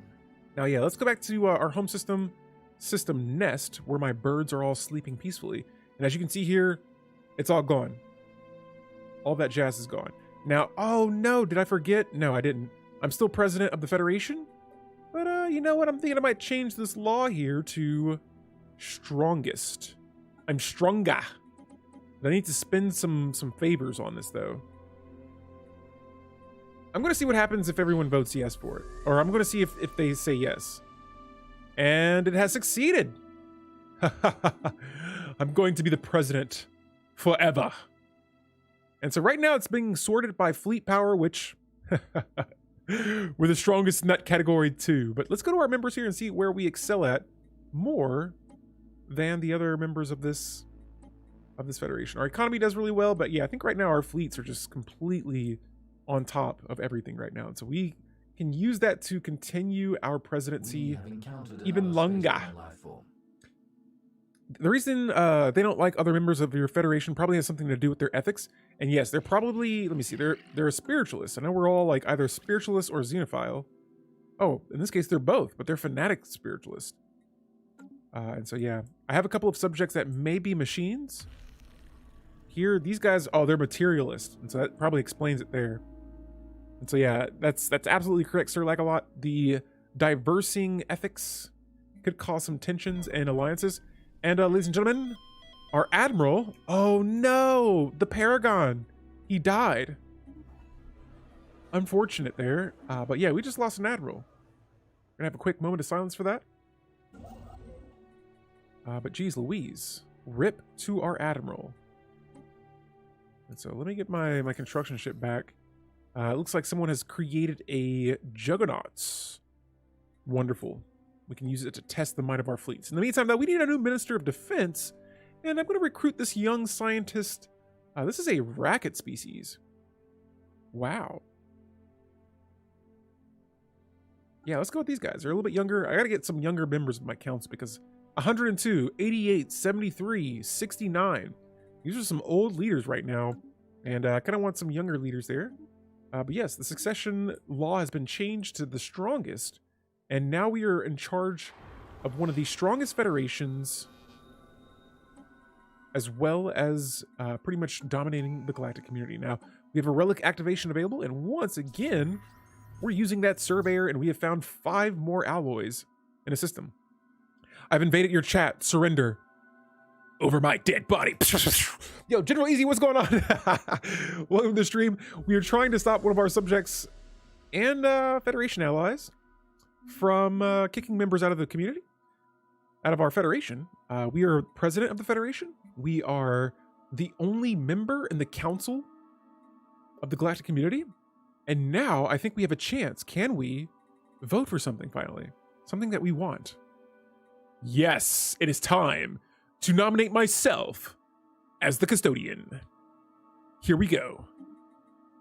And let's see, can I make this like an emergency measure? Yes, we can. And so I'm like, hey, Senate, we're not done yet. Get back on this floor and vote for me to be the Custodian. There it is. Construction online. We got some action going on in the chat here. Yo, so let's go to our let's go to the Shroud. Let's say hello. Hopefully we can get a good encounter this time around. And the Shroud pulsates with power. It feels like home. Let's reach in. So suddenly a painful moment of clarity. The nature of our existence is laid bare. a multiverse where thousands of galaxies like our own are locked in endless cycles of conflict.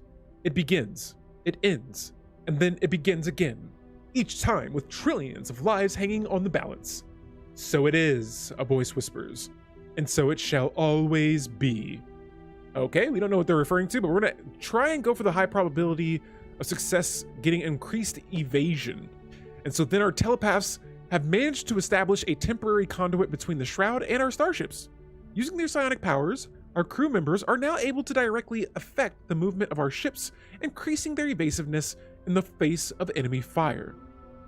Finally, we got something good here. And so we're gonna exit the Shroud and we get 30% plus evasion for 5 years. Nice.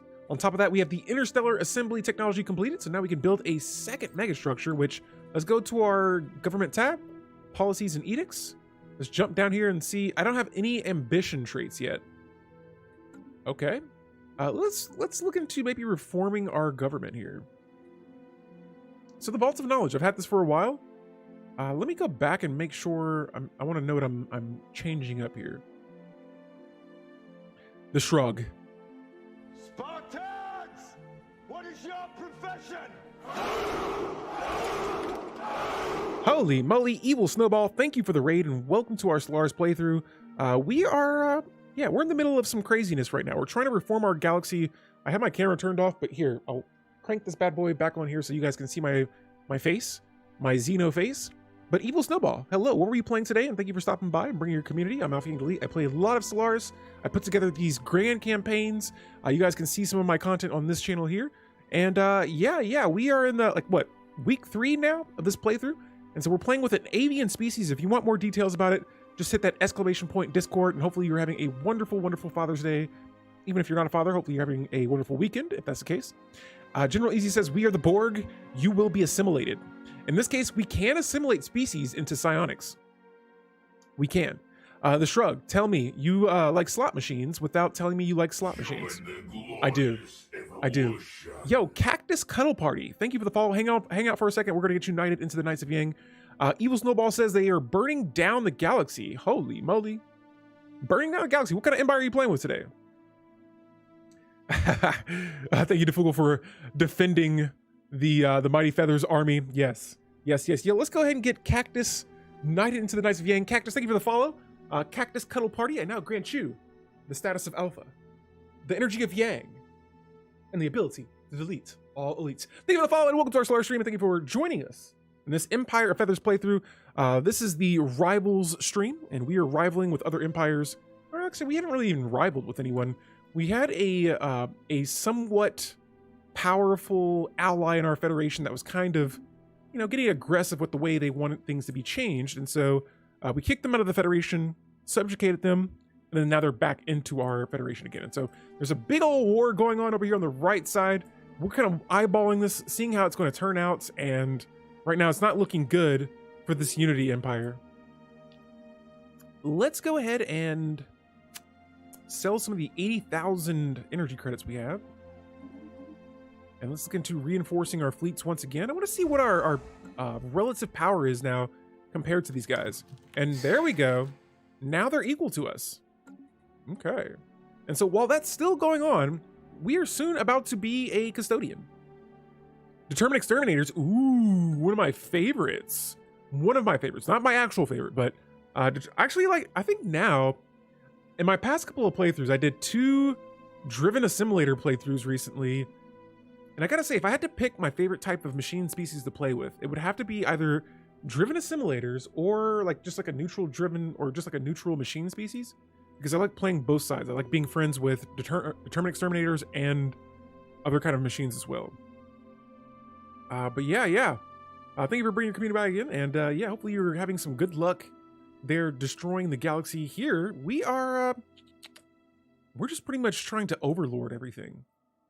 And getting ready for the in-game crisis to get ready to spawn in here. In about 4 more years, guys, I think the game will start rolling for crisis. I was trying to declare war, but I'm kind of in a pickle here where I think this might turn into a Federation war because, hold up, let's reach out to the creators. Yes, we want.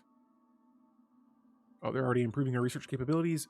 All right, I'm going to switch this map mode here to a Union map mode. Now, the green up here, this is probably our biggest threat because they are soon to be growing a little bit stronger. Now, all the blue is my Federation and my subjects. And so pretty soon it might be like literally 50-50.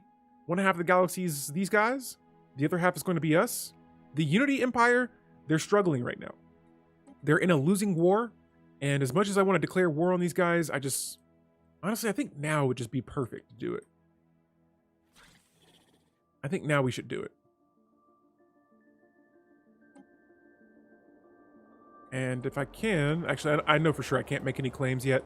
But what's happening here is we're going to go ahead and move our fleets into a wormhole that leads right into the middle of here.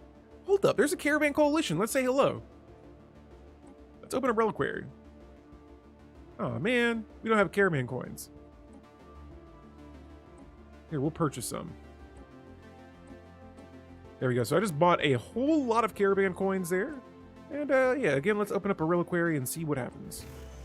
We got some consumer goods. Nice. After that, I'll play the slots maybe 2 or 3 times. We get nothing. Actually, I really don't even need to play the slots right now. I'm loaded on all resources, and so we'll say hello, goodbye, see you later. And yeah, I'm not going to keep losing all my energy credits to those guys. In the meantime, though, we have our construction ship here. Let's see, where are we going to send you to? I still need to research, like, ways to exploit Zro. Distillation? Is that what it is? Something like that. But yeah, we have trade value here that we can take advantage of. All these things are dubious at this point. Kind of. Actually, I just remembered we have megastructures that we can build. Technology discovered. Join the Hold the front door. Yo, Evil Snowball, thank you for the follow. We'll get united in here as well before we continue our game here. Evil Snowball, thank you for the raid. I also grant you the status of Alpha, the energy of Yang, and the ability to delete all elites. Thank you for the follow and welcome to our Stellaris stream. And thank you again. I probably said that about 50 times now, but thank you for bringing everyone by today.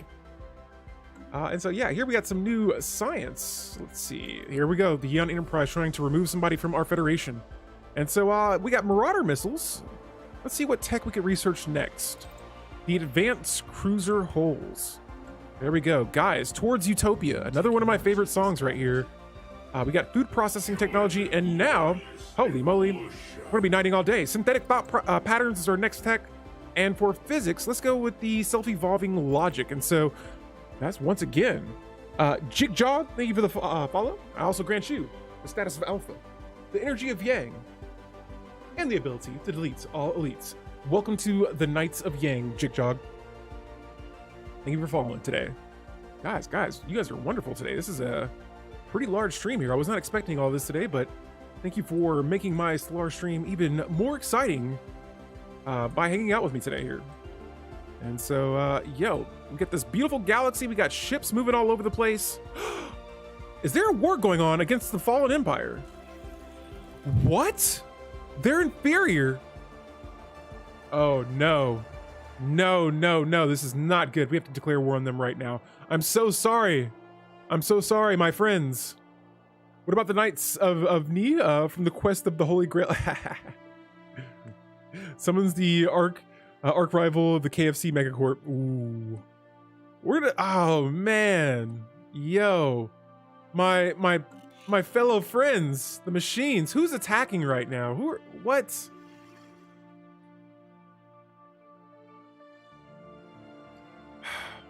All new knights, please head to the Ministry of Defense to receive your mandatory assimilation papers and requirement papers. I love it. Yes, there's the Discord link. Guys, my moderator, DeFugal here. Please check out the link you just shared. You can join us for more Stellaris conversations and many other topics we like to talk about as well. I'm in a little bit of a smaller community, but we are all some really cool folks. And so, like I said, if you want to talk strategy, tell me more about your Stellaris playthroughs and things like that, feel free to join. Here, though, I'm trying to figure out who is attacking. Oh, no. No, it's you guys again. Somehow, some way, I'm going to have to declare war against these guys because they are causing chaos in the galaxy, and that we cannot have. No.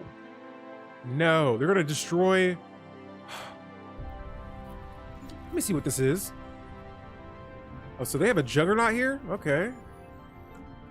Oh, man. Let me see what's going on with my Federation. Are we still on... Yeah, we're still at level 5, so we're still looking pretty solid in this department. But, oh, my goodness. Oh, my goodness.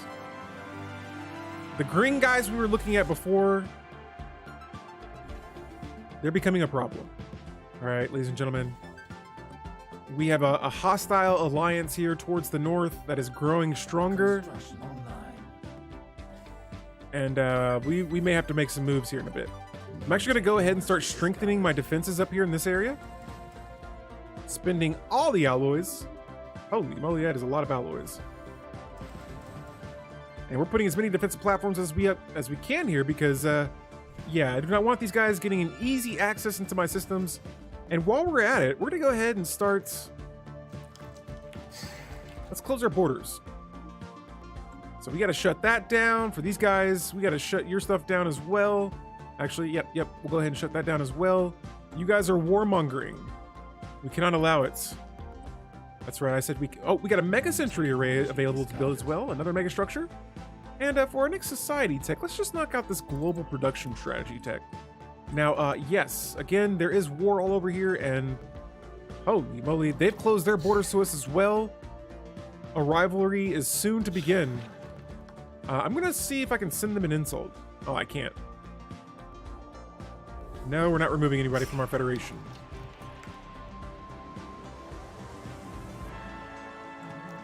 I've been trying to figure out how to subjugate these guys, and I can't just yet. And they're at war, so they can't even use any kind of like altering agreement type changing deals. Oh, I forgot I was friends with these guys, or I forgot they were my subjects. Let's give them a research agreement. Sure. All right, so yeah, while we watch, I can't believe they are attacking a fallen empire right now. I can't believe the fallen empire is so weak. Now, speaking of fallen empires, let's see what's up with these guys. Oh, that's all I needed to see right here. So earlier on in this stream, we were diving into the shroud and we ended up like entering this like sort of like weird room where there were two of these species. And what's happening here is that we ended up like, I think we were like reading their minds, or we noticed that they were like looking at each other and they weren't really talking. And so we used our psychic abilities. We read their minds. They looked at us. They kicked us out, and then they were like, yo, after that happened a couple of weeks later, they were like, we know you reached out into our minds. You're going to pay for that. And so let's see about declaring war against these guys, and we can straight up just make... Do we have claims on them? Okay, so we have one claim on them. And it's getting expensive here to make claims. I will say that. But let's see. What does this system here have? I want to see what the system is that they have, that we have a claim on. Is there a planet here? What's going on? Oh, here it is. So this is the world that they have that we have a claim on, and we actually have intel on their buildings. So they have an ancient palace and a sky dome. That seems a little whack. We don't know how many districts they have, but yeah, they have 15 pops on this planet, and so that doesn't seem worth it to go to war over just yet. But yeah, still we're waiting for this war to end with these guys up here. We're gonna wait to get that alert and see what happens in a moment. And so what is this? This is our enclave?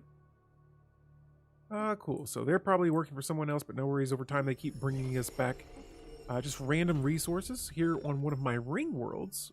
Not my ring world, but my orbital ring. I want to get that mixed up with the mega structure. 5K energy, how? I got a couple of planets designated to energy credits. Here, I can show you how. So actually, I can just go up here and show you. And so here's what is producing our energy credits. We get 17 base energy credits. We're getting plus 2,000 from trade. So a lot of trade deals that I've made with other empires has given me 2,281 energy credits. I'm getting energy credits from stations. I have a couple of bases, and all those together are producing 172 energy credits. I'm getting 1,000 extra energy credits from jobs. And then this is the big one. I have subjects that I'm taxing right now. Some at 30%, some at 45%, and I'm getting 6,310 energy credits from all of my subjects. And so, yes, Slobbery Lamb, I've been conquering. I wouldn't say conquering. I've been using my my crafty diplomacy to increase, or not increase, but yeah, get subjugations. And so I've been subjugating empire after empire. Right now I have like around 10, maybe 11 empires that I've subjugated, and all of them I'm taxing on their basic resources. And so I should be actually selling some of that right now, which I'm selling 1,590 food. So let's sell some more. Let's buy some more alloys. And yeah, I'm buying Zro right now, but I don't think I'll be needing it here in a bit because pretty soon we're going to be able to exploit it. I have some Zro and a few systems around me. And yeah, until then, we're going to wait. I was going to see if I could dive into the Shroud, but you know what? I just thought about this. There is a Shroud Enclave out there. Let's use our diplomacy here. Oh, not the Shroud. We'll leave here. No, I don't want to reach out to the Shroud. I want to reach out to the Shroud Walkers, and let's see what we can do with these guys. We haven't reached out to them yet, and here they are. Open up that diplomacy, and they say of all tenants we hold in the knowers of the Shroud, few are held more dearly than this. Even those as elevated as ourselves can be sure of finding our fellows in the galaxy. So, fellow Ascendant One, how may we serve each other? I'm going to say, what is to be our fate once again, and we've done this situation a few times. Yeah, I'm going to hold off for now. I don't want to spend my influence on that. But yes, good things are happening here. And so let's buy as many alloys as we can. Let's go to our planet, our fleet management here, and let's reinforce some ships. And so yeah, I got a bunch of Corvettes throughout all of my fleets right now. Not all of them, but the ones that have not been fully filled up yet. We're going to make sure those are all being handled pretty well. In the meantime, though, let's jump back over here to our bases, and I see I have a building slot open here. We'll go ahead and we'll build something. Surely something. There'll be something to build here. And almost all of my defensive platforms can be upgraded.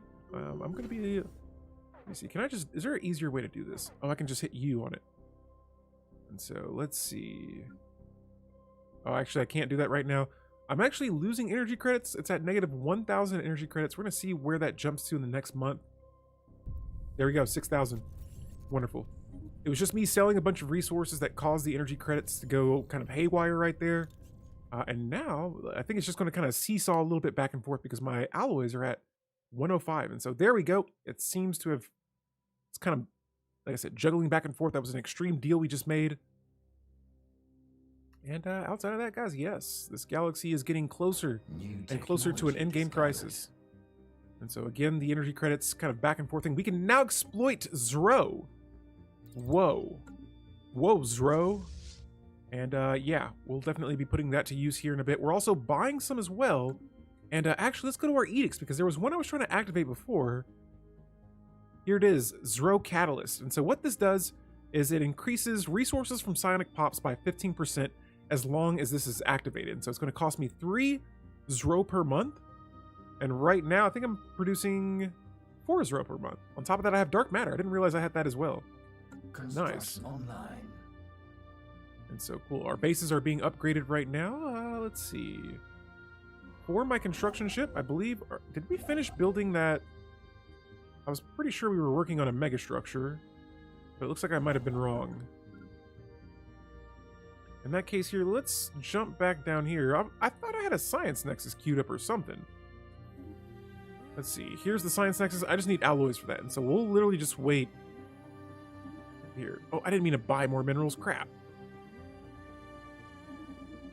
So again, the economy is about to do a crazy sort of like shift right here. And let's get our first mega structure queued up. The science nexus. Have you heard of the new Bethesda game coming out later this year called Starfield? Thoughts? Definitely a game up your alley? I think so. Now, it's been a while since I've played anything besides the strategy game, but Starfield, look, I'm a fan of Fallout. I was a fan of the Elder Scrolls games. I'm pretty sure I will enjoy this one a whole lot. I look forward to it coming out. And yeah, right now my thoughts are I'm excited, but I'm going to hold my judgment because the last time that I streamed a game when it first came out was Cyberpunk. Actually, I wouldn't say that. I just played Stellaris Nexus, but the last time I really hyped up a game for like a first stream, it was Cyberpunk, and man, I made a fool of myself there. And so Starfield, I'm looking forward to. We're gonna wait and see, and I want to see more about it. And so here we have an option with the shroud. It says a shard of perfect crystal floats here, rotating slowly around its own axis. As we approach, it shatters into 1,000 pieces. And so we have a low probability of success here trying it out. But yeah, I played and finished it within the first 4 hours of its release. Nice.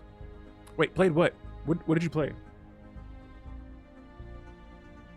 But yeah, we're gonna see what happens here. The conduit that our telepaths were, okay, so we're being ejected out of the shroud. And I've never had any problems or, oh yeah, with Cyberpunk. So I didn't have any issues with Cyberpunk when it first came out. I think the game crashed maybe once or twice, but I remember when it first came out, I had issues with it. And then after they did an update, maybe that first week of the game being out. And after that, I was like, all right, cool. Now I'll try this out. And it's worked fine ever since. But before that though, I think it was the first 2 or 3 days, I was like, I'm gonna hold off on playing this game right now. And so here guys, we're just going back through our planets here, and I'm seeing a couple of worlds that have low jobs on it. And so we're gonna go ahead and start squeezing the buildings that match their designation and designating again. This is how I've been able to get so many resources. Right now I have so much unity that I'm gonna jump to my tech world here, and we're gonna upgrade this planet.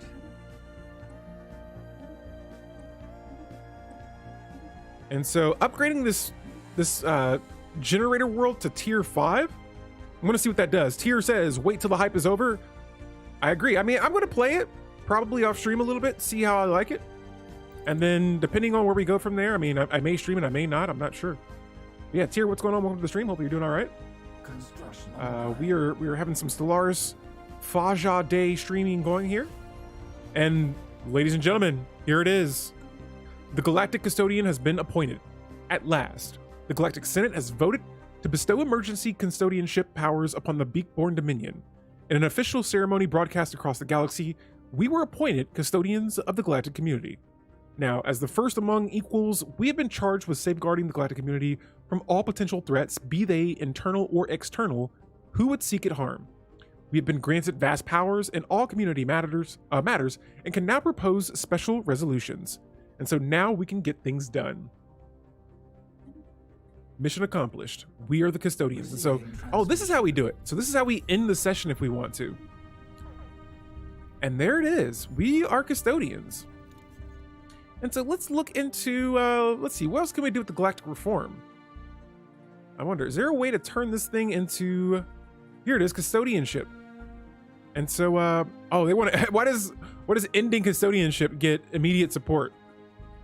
That's no fun.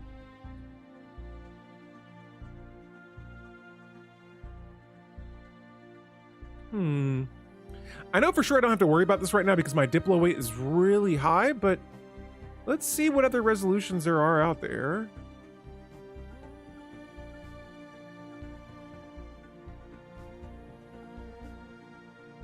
I was going to see if we can make this into if I could be like the Emperor, but I'm not seeing that option right now.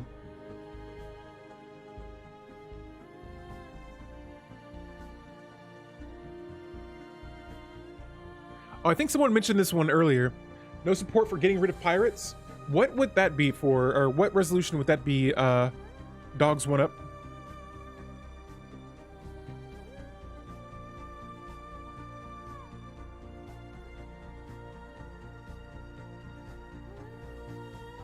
Ooh. So yeah, we got a lot of new options here. That's what I'm thinking, difficult Galactic Imperium, but I'm trying to figure out how to, would it be by ending the custodian term? Oh, okay, so yeah, you need to remove the custodian term limit. In that case, we're gonna go ahead and vote for this one. Remove custodian term limit. And so this one does not have a lot of support right now. Dogs One Up, Anti-Privacy Initiative Custodian Reforms. Oh, here we go. So yeah, this one I'll try. Let me try to, like, you know, make sure I can be the custodian for the rest of the game. If we can do that first, actually, I should be able to. Oh, I need 296 days until I can make this an emergency measure. No worries though, with my newly appointed powers. I'm a beast. I'm a galactic beast. And so we have lots and lots more power here, but let's jump over here to our factory world. And you know what? I want to continue increasing technology as we dive deeper into this game here. And so I'm going to queue up about maybe 4 research labs here. So the prereqs are unlimited custodian terms, and also the war in the heavens must not be happening. Ooh. Ooh. Yeah, difficult. I've been doing that throughout this run. We have lots of favors right now. I'm trying to save them for important situations like that. And when that situation comes up, it's going to go down. Gatorbot, what's going on?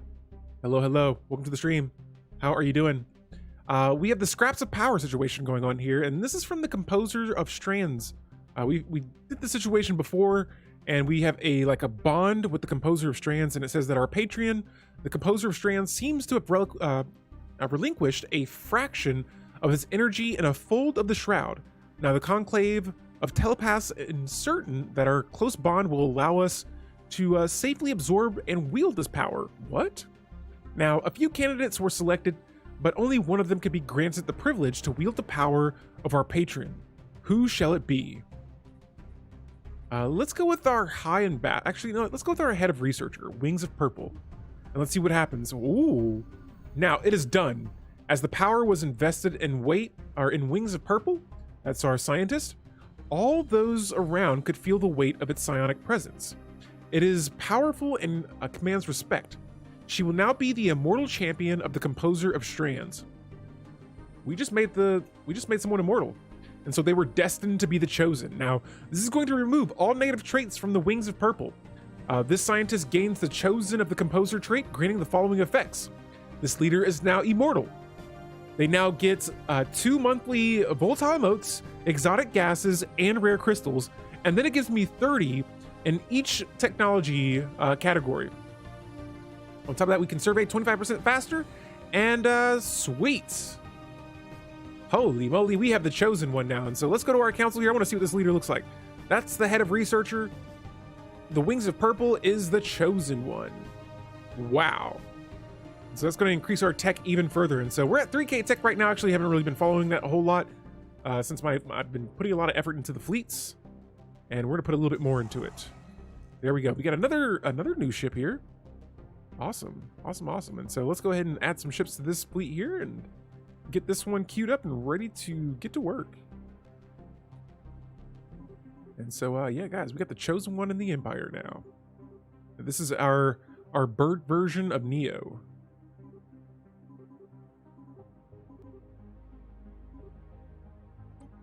And wow, we got a lot of ships now per fleet. All right, so we're just going to go ahead and queue up a reinforcement there. And then we wait. Construction online. And so this has been a little bit of a heavier diplomatic playthrough here right now. But yo, Beakborn, look at that. Sort by fleet power. Nobody in my federation is going to ever come close. Not as close as they are now to being president of this federation. This is crazy. And so being a federation president and the custodian, and now we're voting here. Actually, hold up, let me see. All right, so we got about 80 days. Oh yes, we can declare this emergency measure, and we shall. So we'll wait until we get a little bit closer to being able to declare that an emergency measure. Let's go to the council here, or no, the slave market, and let's look into adding some pops to our worlds. It looks like there was a lithoid there, and that was all there was for the time being. But yeah, I need more pops a little bit faster. I know some of my planets. Oh, peace has been declared here. Let's see how the map has changed. What has happened? Hold up. Are you guys okay over here? They're subjects. No. Actually, wait, I think they already were. So the map doesn't seem to have changed. But these guys are overlords, and they're inferior to us. And so let's propose subjugation to them. And I think we can make this work. We're just going to have to, make this a much more appealing proposal here.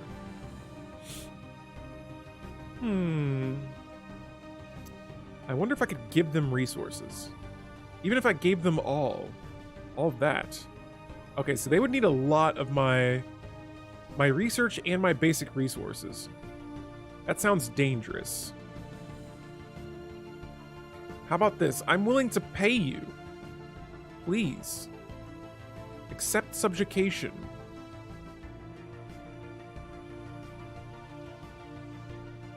I need influence for all this anyway, and so we do have the chance to subjugate. We just have to wait a little bit. These guys, though, let's see. Yeah, you guys are subjects as well, and so I wonder. I have an idea, so I'm trying to figure out how the whole subjugation cash spelly thing works. It's going to cost me 100 influence. Well, we'll give it a shot, see if this works. So I'm going to propose subjugation. We got a relic activation as well. We're going to use that surveyor. And 2 more exotic gases. Wonderful.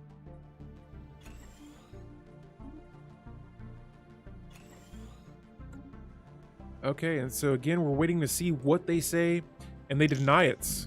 And so does this give me the option to declare war? Yes. This is a vassalized subjugation war.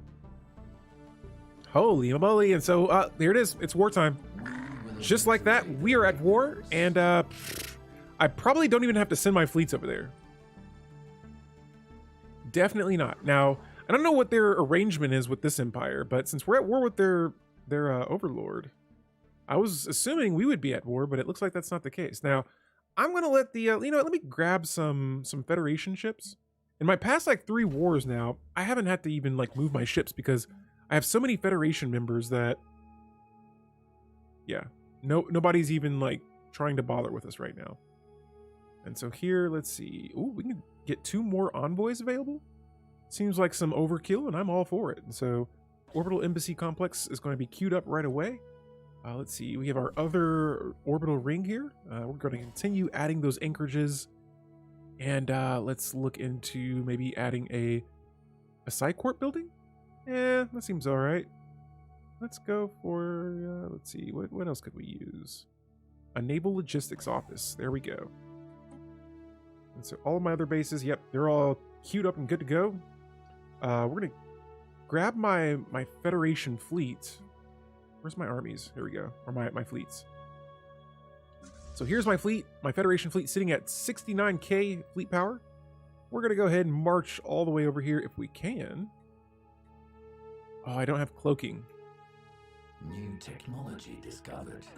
All right, well, there's a Federation kind of split between us right now, and so... Oh, are they at war? No, they're not at war. But we'll have to wait to cross their borders for now. But we are at war with them, and we have unlocked the Sentry Array megastructure. Awesome stuff. And so let's go for the Advanced Combat Roles technology next. Guys, the energy credits, like I said, the...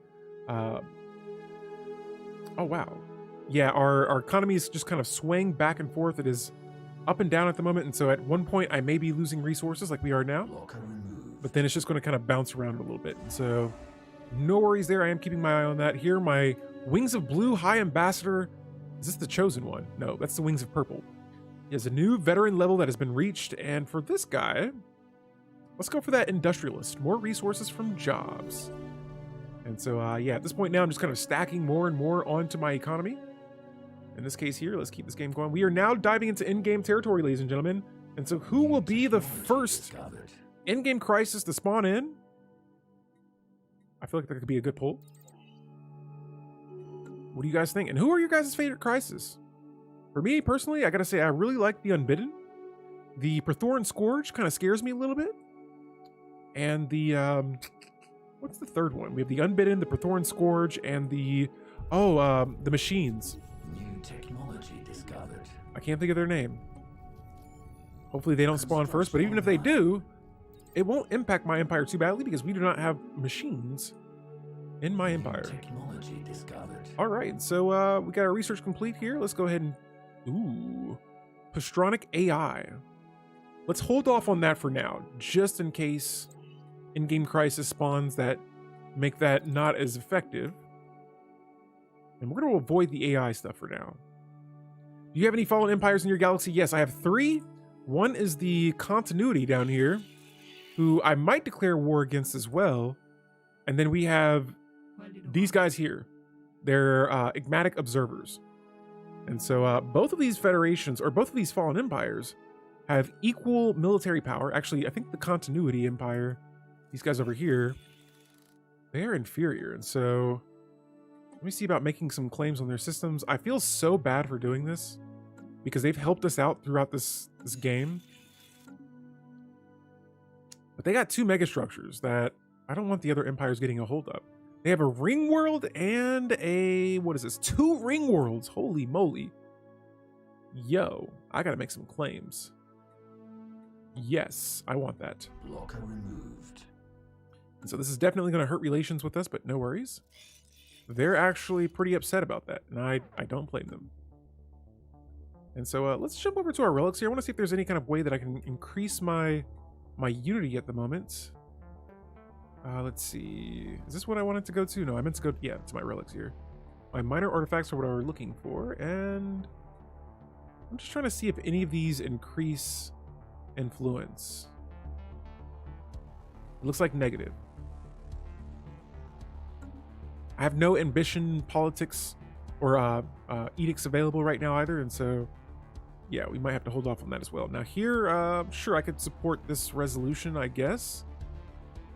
Whatever I support now just kind of goes. And did I forget something? Was there something I was going to do here?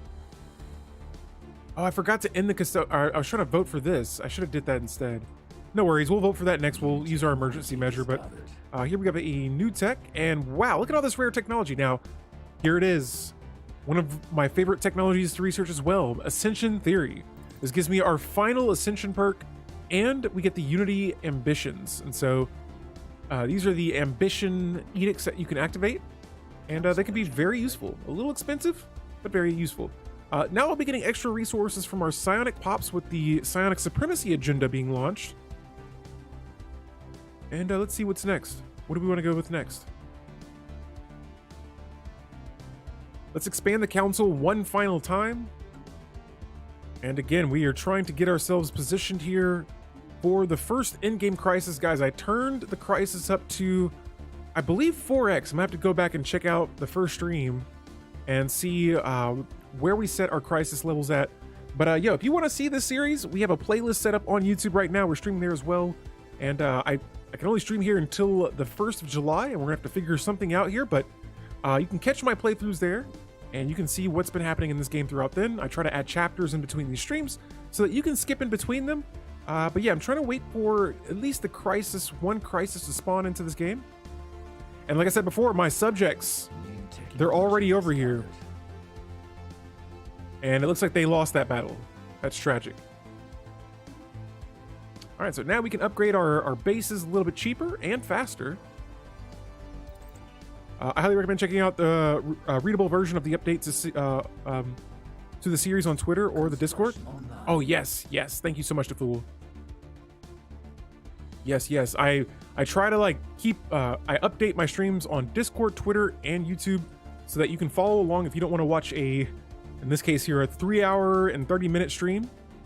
You can just read the shorter version of it on Twitter, and same on Discord. But yeah, try to update these right after the stream as quickly as possible. They work great if you're like me and don't have time to. Yeah, I know a lot of people don't either, and so that is why I try to do that. And so here we have a factory world. What are we going to add to you?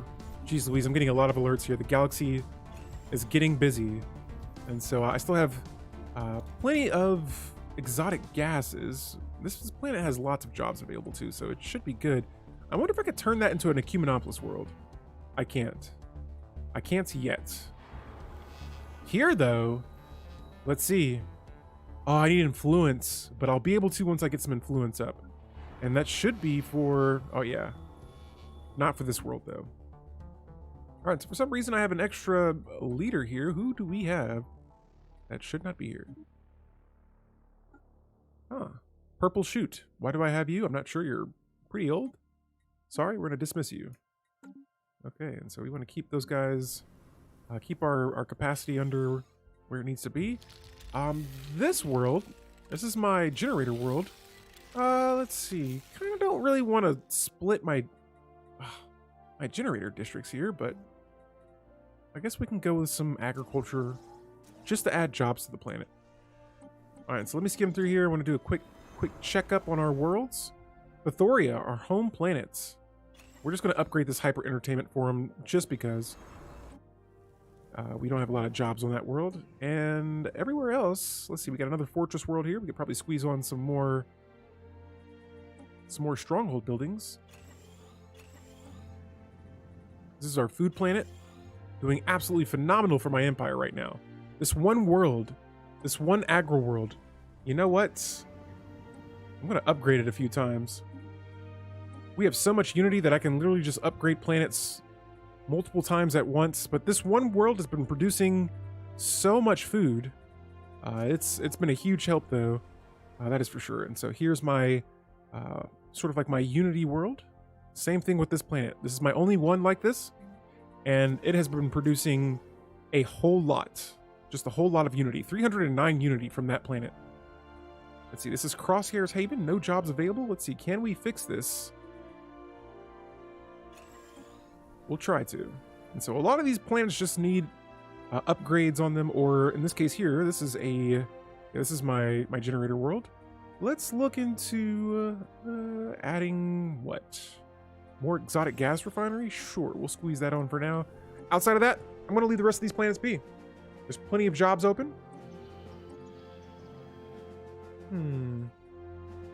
This one we'll go ahead and upgrade. All right, cool. So we just went through all of our planets right there, and now we're going to close this tab back out.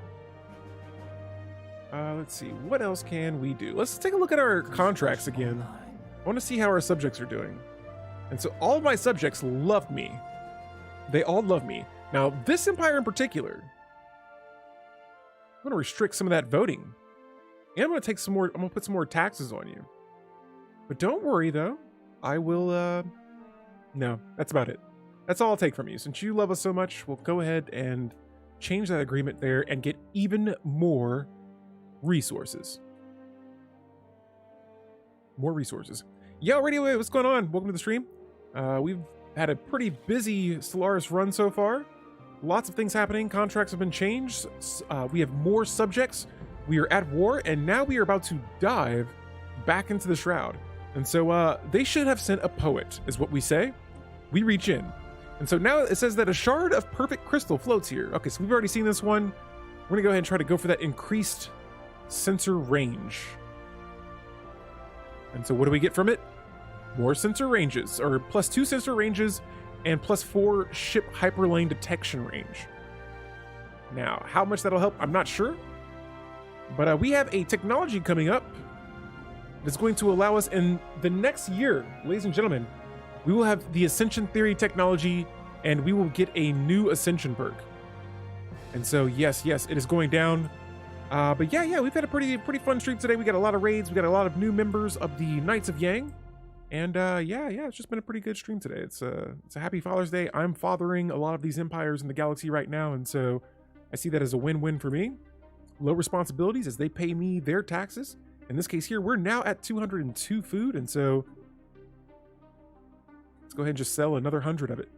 Same thing here with the consumer goods. Let's start selling some of this. We have a lot of it. We can probably do better selling it. And so I'm just going to start by, oh, not that much. We'll sell 100 consumer goods, and that should hold this off for now. Now I got 2 more envoys available, and I've been using these guys pretty much to help me in the, geez Louise, the Yeon Enterprises. They're slowly creeping up with that fleet power. I see it. Let's see. I'm going to assign some more envoys to the Galactic community. This is just overkill at this point, but hey, I'm remaining the Custodian right now. And so once this gets in the middle of the session, I'm just going to vote to end this and then launch a emergency measure to end. Actually, I don't even have to do that. I can save that emergency measure since right now the removing custodianship term limit is the top resolution. And so we have the entire galaxy in a buzz about us removing our custodian term. I got my father a plant I know he hates for the garden for a joke of his favorite chocolate. Nice. And so here we're gonna go ahead and end that session. It's gonna cost me some influence, but I'm ready to get it over with. Guys, once again, my camera has died. This DSLR life, it is not as wonderful as it may seem sometimes when it gets hot in my room, especially in the late game of Stellaris. It gets a little toasty in here, and so I'm I'm going to shut it off for a bit, but the Stellaris stream is going to continue on. And yeah, we're back at it again, cameraless. And so we went ahead and ended that resolution very quickly. It was halfway through, and so we got tired of it. And now we're going to continue. Hopefully in the next 600 days, we'll be able to remove this custodian ship term limit. Actually, I'm just going to vote for it now. Let's just make it an emergency measure and get that Senate back on the floor. And so there it is. There it is. We got new technology available. And guys, our Ascension technology is complete. Now, we're gonna go with Mega Art Installation next. And for engineering, the Juggernauts. The Juggernaut. The Juggernaut. It is ready to be complete. For our last Ascension perk, we got the Colossus Project. This could allow us to build planet-killing weapons. I like that. I do like that a lot. There's also Master Builders. This could be good too. I think I might go with this one instead of the other one. It seems a little bit more aggressive. We don't need it. We already have a pretty strong fleet already. Let's go for the Master Builders. And so this will allow me to build one extra megastructure. You know what? Guys, I'm going to stop the stream right here. All right? I'm going to stop the stream here. After the stream, go to this YouTube channel. You can vote. I'm going to have a vote between what my final Ascension perk should be before we enter this late game. All right? And so it's going to be either Master Builders or we're going to go with the Colossus Project. I'm going to let you guys decide. Tune in. Give me about maybe an hour or two after the stream is over so that I can make that post. And let's look into maybe closing the stream off with a raid. I'm seeing a couple of targets here that I want to drop a raid for. If you're watching this on YouTube, thank you so much for stopping by here. We are going to wrap this bad boy up, but I'm looking at... Ooh, I see a few people. I do see a few people, and I know the perfect person. Ladies and gentlemen, we're going to be dropping a raid for Lang, who's playing another Crusader Kings game, or playing another Paradox Interactive game, Crusader Kings. And so let me make sure I'm spelling their name right.